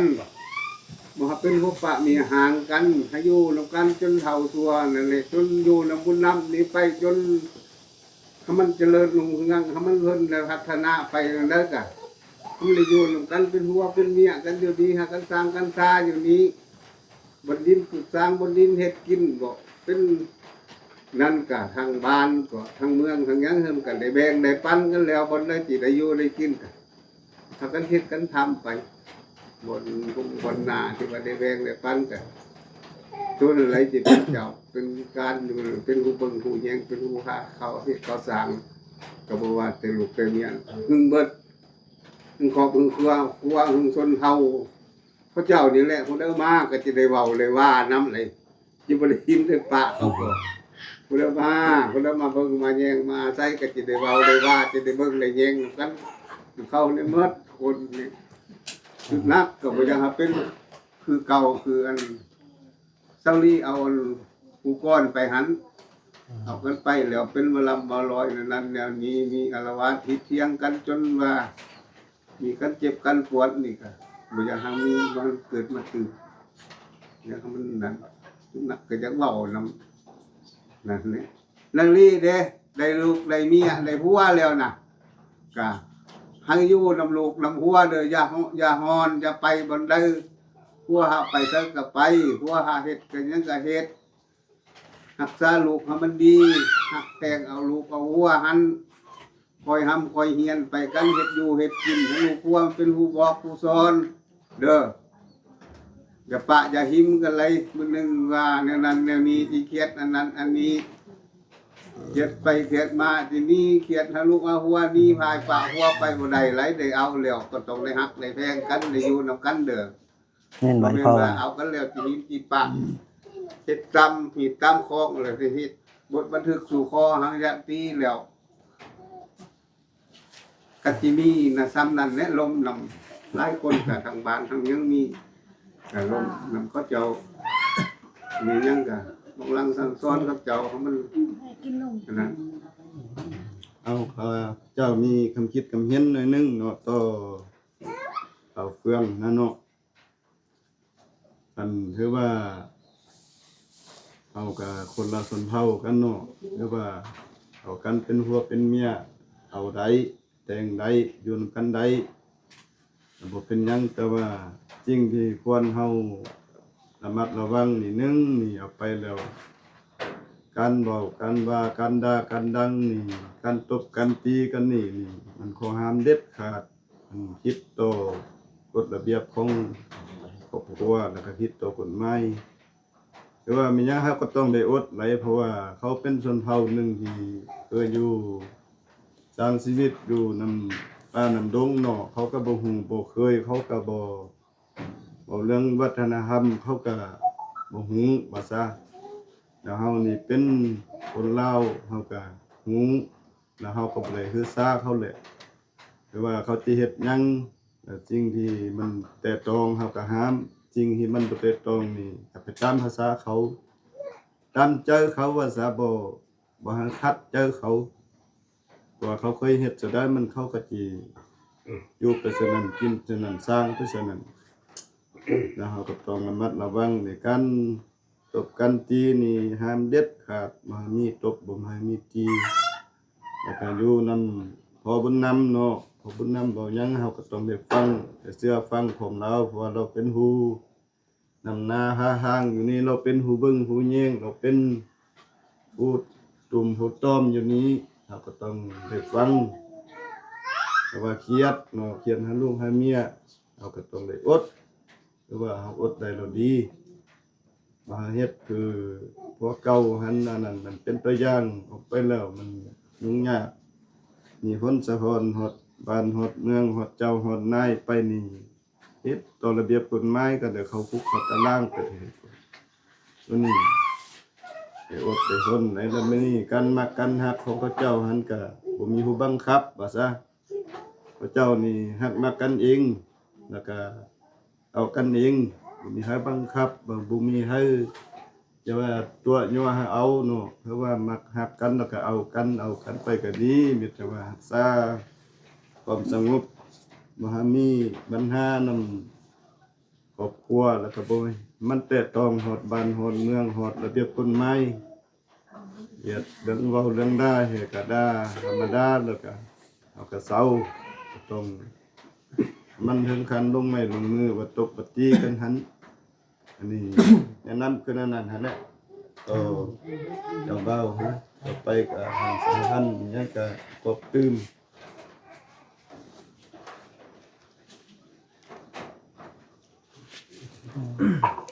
ฝนคือสิตก อันนี้ก็ที่เว้านำลูกของบ้านหน่อยหนึงเนาะก่อนอื่นก็เฮียนอันนี้การของบ้านในบ้านพอเขาลูกนับคือนำอันนั้นส่งกำส่งควายหักแหงนำครูพ่อเมียมังก็อยากเว้านำเอาเฟืองอันนี้นำเมื่อนั้นเฮาก็ฮู้เนาะเฮาก็ฮู้ก็เห็นว่าเขาเป็นเสือนั้นเสือนี้ ก็คืออันปกสขึ้นเบาหั่นแหละแนวใดก็หาเบิ่งหาแยงหาอดหาหนเอาหูเขาเป็นแนวนั้นน่ะเฮาหังอยากได้เขาด้วยน่ะเฮามาอยู่นำเขาเฮาก็ต้องได้เบิ่งได้แยงกันไปกันมากันลิ้นกันกินกันว่ามีได้เฮ็ดผ่านมาได้เฮ็ดหายเฮ็ดแฮงเนาะเรื่องลิ้นเรื่องกินพุ่งเฟาะพุ่งเฟือยจังซี่น่ะก็อยากหาเปลี่ยนอยากหาลดลงจักหน่อยบ่เป็นว่าสิเฮ็ดคือเก่าคือลังอยากไปสักกะจิไปอยากมาสักกะจิมาไปสักกะจิไปตามลำพังกินเหล้าเมายาแล้วจีขับรถเสือนั้นเสือนี่ก็บ่ยังหาลูกเฮ็ดมันโปดมามันอันน่ะค่ะเป็นของเฮาได้แป้งได้หยังคือเก่าสินะผู้เป็นเอื้อยเป็นแม่ที่ก็อยากเว้านำลูกนำหลานอยากให้ระมัดระวังของราคามันแพงเนาะมันราคาตั้ง2-300หุ่นแต่ผู้อื่นเขาก็ยังบ่มีเฮาก็มีมาซำนี้แล้วก็อยากรักษามันหั่นนี่ก็หาระมัดระวังให้เบิ่งไปหุ่นไปยีก็คืออันปกสขึ้นเว้าหั่นนี่เฮามาอยู่นำเพิ่นเฮาก็ต้องได้เบิ่งได้ดูแลเพิ่นกันไปกันมากันเว้ากันว่าของเพิ่นก็บ่ให้กดดันหลายเฮานี่แหละเป็นผู้เปลี่ยนซื่อน่ะแต่เขาแหมก็บ่มีปัญหาหยังหรอกเขาก็ตั้งใจเข้าไปสั่นเนี่ยเขาบ่ฮู้มันซื้อตัวนึงเขาก็บ่ฮู้เลยหั่นน่ะแม่นมีหยังเขาก็บ่ฮู้เลยดีแล้วคันได้ดึงได้ดูดมาอยู่จังซี่น่ะมาอยู่มอบ้านมอเมืองมอมีฮู้พึ่งหาอาศัยดึงมาจังซี่อยากให้ลูกหาหลานหันอยากจะนำหักนำแหงกันนำเว้านำบากกันฮู้อื่นๆฮู้ไปอยู่ป่าอยู่เมืองก็หาตุ้มหาต้อมหาเป็นครอบครัวอันนึงอันเดียวกันคือว่าเป็นพ่อที่ฮู้ที่ซองฮู้ดูแลฮู้ที่ซองฮู้ที่หนึ่งก็คือเขาบุญนำเพิ่นอันดีบกดีใจทำแหละได้ดึงได้ดูดมาจังซี่แต่อยากให้ลูกหันเบิ่งต่อไปอีกตึมเพิ่นเบาเพิ่นว่าก็ควรฟังนำเพิ่นก็คือนางลีนี่เด้เฮาก็ต้องเฮามีหัวแล้วบ่ให้มีอีกไปแล้วบัดนี้น่ะต่อไปหน้านี่นะเฮาก็ต้องได้เบิ่งไปกันมาต้องได้เว้าได้บอกกันบ่แม่นว่าโอ้เฮาก็สิห้ามสนั่นสนี่บ่แม่นบางเทื่อก็ไปเอาเงินบางเทื่อก็ไปหากินสินะเอาบ่ยังหันลูกหันหามลายเป็นลูกอ่อนเฮาอยู่เฮือนอันหัวเมียหัวเอาหยังมาเฮาก็ต้องได้เบิ่งเฮ็ดบ่เป็นก็เบิ่งบ่มีหยังให้ก็ไปซิ่งเบิ่งพวกก็ดีใจเลยเด้หั่นน่ะว่าหามาสู่เฮานั่นน่ะมีแต่คนนี้นี่แหละเอาลูกหลาน ชื่อเด้ออีแม่ว่าน่ะเด้อ นี่บ้านนี้ก็ชีวิตเพิ่นเอาก็คือว่าคนอื่นก็เอกภาพนำทางสองสาม จะเอาตู้เขาลูก ทางที่เพิ่นได้เรียนสองคนเขาเป็นเจ้าคนอื่นเพื่อเป็นการประทังเพื่อแข่งกันช่องไฟเพื่อแข่งผู้เมียผู้บ่าวสาวเขาเป็นเจ้าก็สิมีช่อง3ปัญหาก็จะได้รอมันจะให้เปลืองก่อนเราจะได้แต่มองครับผู้คนนี้อย่างนั้นเป็นเรียกว่าพวกกองผู้เกี่ยวเราผู้เกี่ยวกับมันนี่โดนจะว่าตำรวจจะนำมาได้นี้อันนี้ครับเจ้าก็ได้ศึกษาหารือเป็นทางถึงอาจจะเพื่อทั้งเพื่อก็จะเป็นผู้ก็ตัวเนี่ยเป็นแบบอย่างให้แก่สังคมเราจะเป็นแบบอย่างให้แก่พ่อต้องเรื่องก็คือว่าในประวัติศาสตร์มันกับบ่เคยมีอันนั้นซะส่วนเท่าตรงเรื่องนี่เป็นดองเราผ่านมากก็คือว่าผิดพลาดไปแล้วเรื่องกับมีการยิ่งใหญ่อลังการเนาะอาจารย์ซะเก่าหั่นน่ะแล้วก็อยากว่านึงจะให้เครื่องหันก็บ่อยากให้เฮ็ดเก่าแล้วนั่นเด้อเฮาก็ได้เบิ่งแย่งกันนั่นเด้อเฮาก็ได้สู้ซนนำกันปรึกษาหารือนำบุญนำ เนี่ยได้สิให้มันถูกต้องตามเหตุของประเพณีของบ้านเมืองเฮาก็ได้ปรึกษานำห้องใจเมืองข้าพเจ้าก็ได้ปรึกษานำคณะห้องว่าการก็จึงได้ตกลงได้มาเฮ็ดให้เฮาน้องให้น้องหันมันยังก็อยากให้เอาใจใส่เบิ่งแย่งดูแลส่วนเฮาเฮานี้ถึงว่า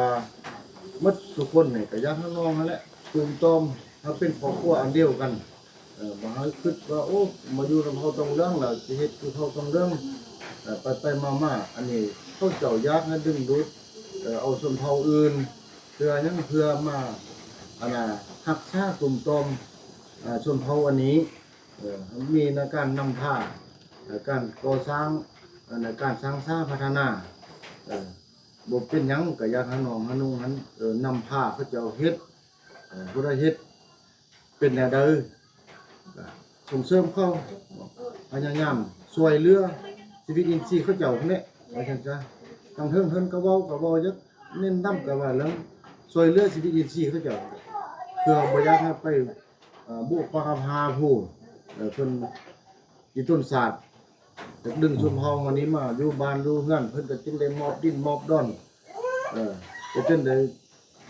ทางเมืองพังแข้งมันจะได้มาเฮ็ดข้อตกลงออกให้ช่วยเหลือเฮาตัวนี้ก็มาตกสหิบ้านเฮาก็จึงได้เว้าได้ว่ากันเฮาก็จึงได้ยินดีเป็นเอกภาพนำเพิ่นว่าเป็นการสร้างสรรค์พัฒนาตัวนี้มันเป็นคนลาวนำกันก็อยากให้กันจะให้เครื่องนี่แหละเอาใจใส่ฮักแข้งหมดทุกคนบ่แม่นว่าสิฮักแต่เช้าลี่ฮักแต่ลูกเช้าลี่บ่หาเฮ็ดอันนั้นเป็นครอบครัวของเฮาแล้วก็ผู้อื่นก็เป็นครอบครัวของตนเองพยายามเบานำเขาเจ้าเบาดีนำผู้นี้มากเฮาเบาโอ้นำได้ก็ดีสิ่งงามแล้วก็นำผ้าเขาเจ้าเฮ็ดบ่มีหยังบ่เป็นหยังก็หาปรึกษานำพอใหญ่หันคือบุญนำหันเนาะคันบ่เฮ็ดน้องปองใจอันใดบ่ได้มุกดีใจอันใดแต่ตัวเองก็เป็นผู้ใหญ่ก็ต้องได้ปรึกษากันหาทางออกช่วยกันบ่ให้มันเกิดเรื่องอันนั้นอันนี้คือผ่านมาน่ะมันนุ่งยากให้แก่บ้านเมืองนะข้าพเจ้า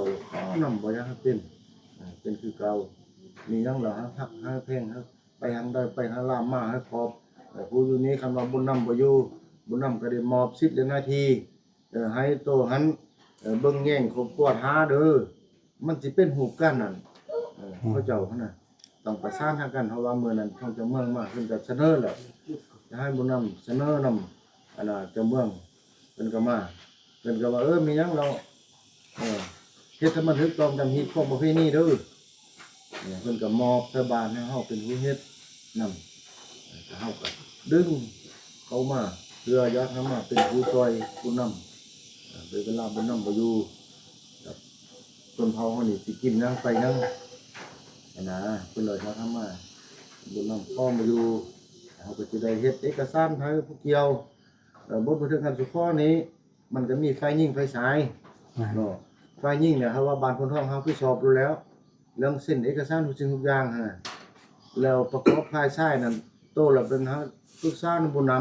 ำปรึกษานำบ่นำแล้วเขียนเนี่ยได้เป็นบันทึกสิว่าประวัติอะไรทำไมเขียนแล้วไปจำกาอยู่หน้าแวน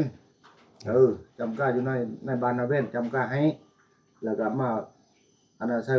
ไฟยิ่งสมทบใส่กันแล้วก็จะไปขึ้นไปห้องการภายในกันก็เจ้าเพื่อเฮ็ดออกเอกสารมาแต่งดองให้เนาะเพราะว่าเดี๋ยวนี้เฮาก็ฮึกแต่หิดข้องซื่อๆแล้วเป็นพวกเมียก็บ่ฮึกตามระเบียบกฎหมายปานใดเพราะว่ามันบ่เต็มร้อยอันนี้คือที่ข้องบ้านเมืองเฮาอันนี้ก็คือว่าขั้นต้นว่าซั่นซะบ่อนที่เต็มร้อยคือตามระเบียบกฎหมายแท้แล้วแม่นอิงซะทางห้องการเพิ่นเกี่ยวข้องพุ่นเนาะเป็นจักเบานำนองหั่นแหละเดี๋ยวเช้านี้เนี่ยข้าพเจ้าก็บ่เว้าหรอกเว้าก็สิบ่ฮู้หยังหรอกก็อิงใส่แต่น้องหั่นฟ้าฟังมันนำน้องหั่นมันนี่ทางเพิ่นก็ว่าได้สิดีสิงามแล้วเว้าเด้ในบ้านบ่ให้เป็นคือเก่าเด้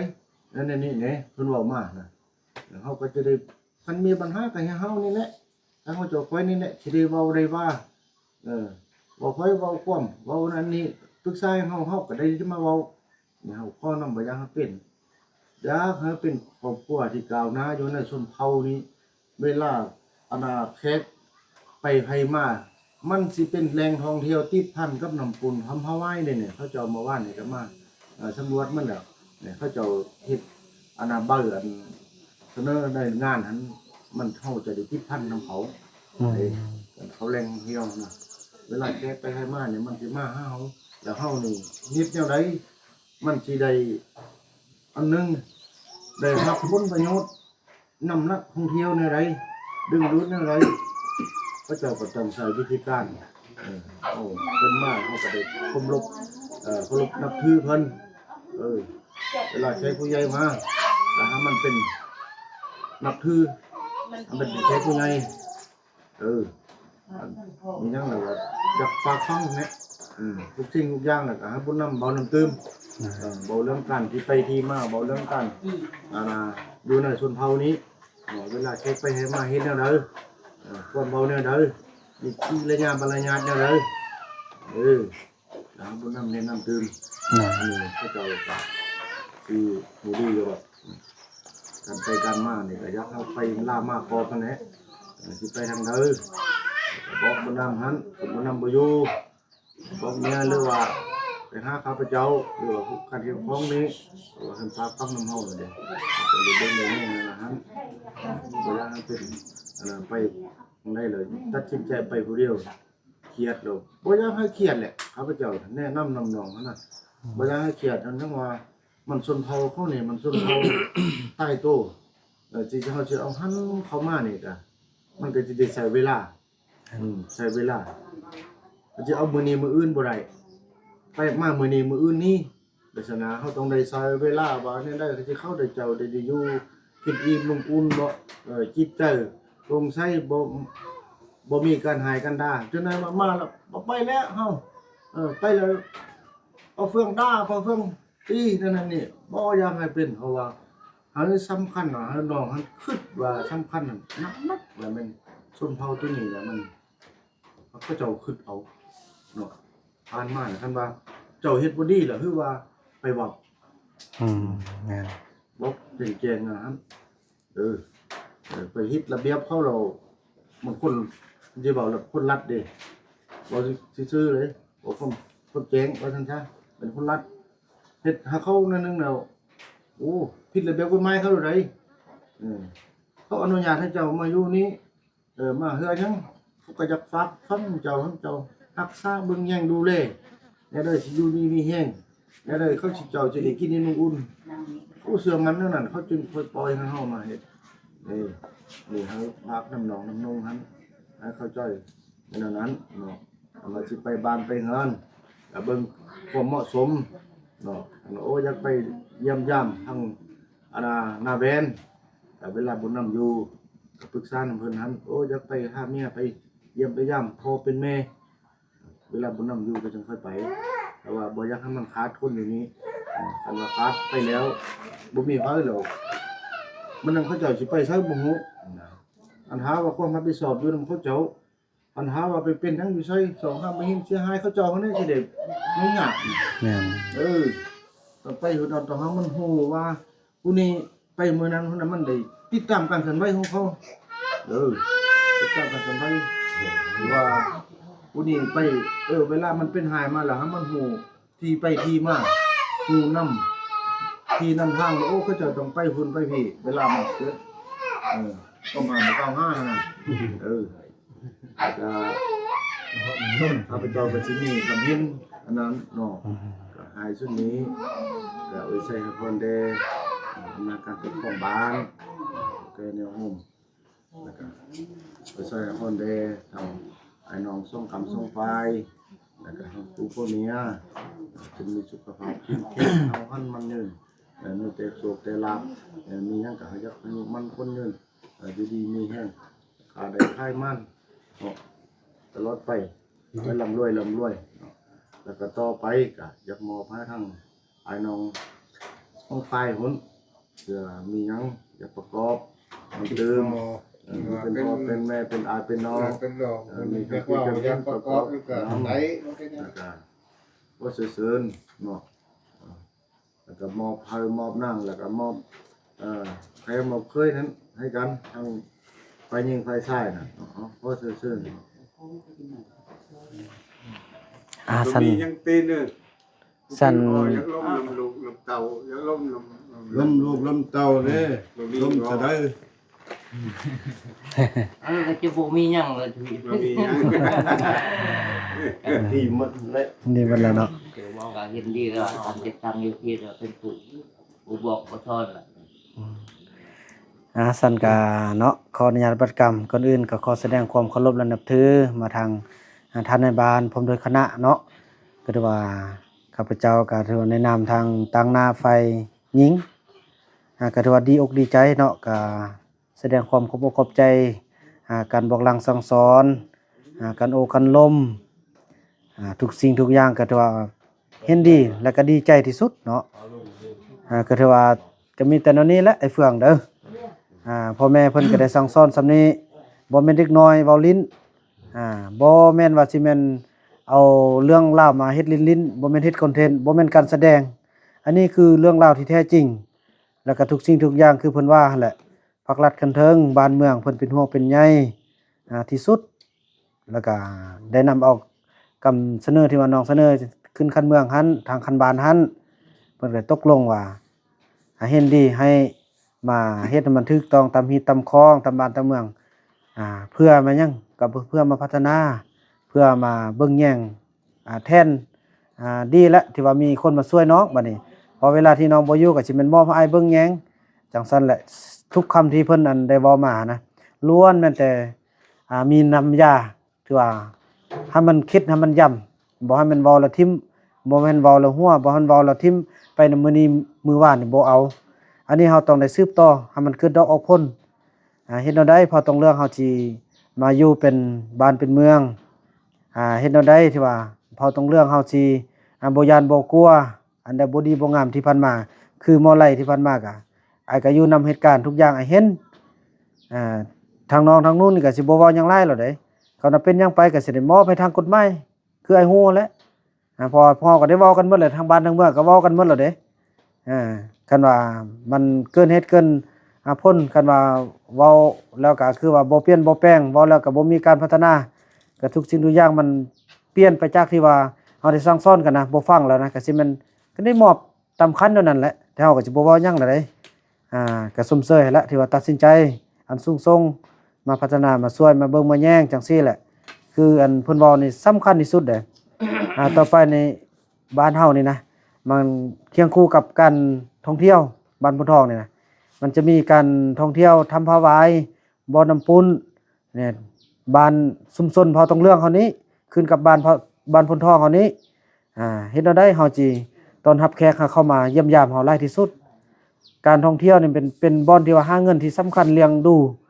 บ้านเมืองเลี้ยงดูครอบครัวเด้เขาเข้ามาแล้วเฮาจะเอาหยังมาขายให้เขาสิเฮ็ดแนวใดให้เขาเป็นตาเบิ่งผู้นึงมาแล้วหันอยากมาตึมมาผู้นึงแล้วมาส่วนกันมาเป็น10เป็น20มาเทื่อนึงแล้วอยากมาตึมเป็นมาตลอดมาเรื่อยๆอันนั้นแหละจุดเป้าหมายที่ว่าคันถึงบ้านเมืองเพิ่นเป็นห่วงเป็นใหญ่อยากให้พัฒนาให้มันมีชื่อมีเสียงไปอันนี้เฮ็ดได้ก็เฮ็ดได้ต่อไปก็สิได้มอบให้อ้ายให้พี่นั่นแหละอันใดไปบ่สร้างยังบ่งามปรึกษาหารือนำน้องปรึกษาหารือนำทางคณะบ้านนำพ่อนำแม่บ่แม่นว่าสิเฮ็ดนั่นละเฮ็ดสิไปนั่นละไปสิไปพาเข้าไปเลาะติดหนี้ติดสินกินเหล้ากินยาเด็ดขาดกินเหล้ากินยามีหยังก็ยาสุขขับรถขับล่างเด้อคืออันทางอีแม่เพิ่นว่าแหละทรัพย์สินเฮาน่ะบ่แม่นน้อยๆลดราคาบ่แม่นน้อยๆผู้อื่นมันก็อยากได้เพิ่นก็ยังบ่มีบางคนนี่บัดเฮามีแล้วเฮาต้องรักษา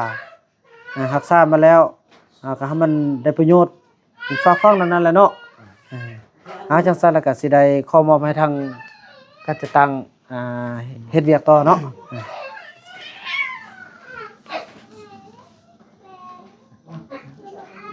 เอาสั่นคือว่าบ่กินแล้วเนาะว่ามาวันนี้ก็ขอบอกขอบใจนำทางคณะการปกครองบ้านแล้วก็ขอบอกขอบใจนำให้น้องส่งไฟที่เขาร่วมเป็นสักขีพยานหาแก่ผู้พ่อเมียมาว่าซะเนาะ อันสุดท้ายนี้ก็อวยพรเด้ท่านกัจจตังผู้ภาคส่วนจงมีสุขภาพแข็งแรงอวยพรเด้ท่านไอ้น้องสองฝ่ายแล้วก็ผู้พ่อเมียเนาะจงมีสุขภาพแข็งแรงแล้วก็เฮาหันมันยืนต่อหน้าที่เวียกงานอันมีความก้าวหน้าหรือว่าเวียกกัจจตังหนนี้ที่ว่ามัดสำนี้เอาขอขอบใจ อันนั้นเด้อพ่อแม่เอ่ยอันก็ถือว่า แล้วนี่ก็สิแม่นข้อ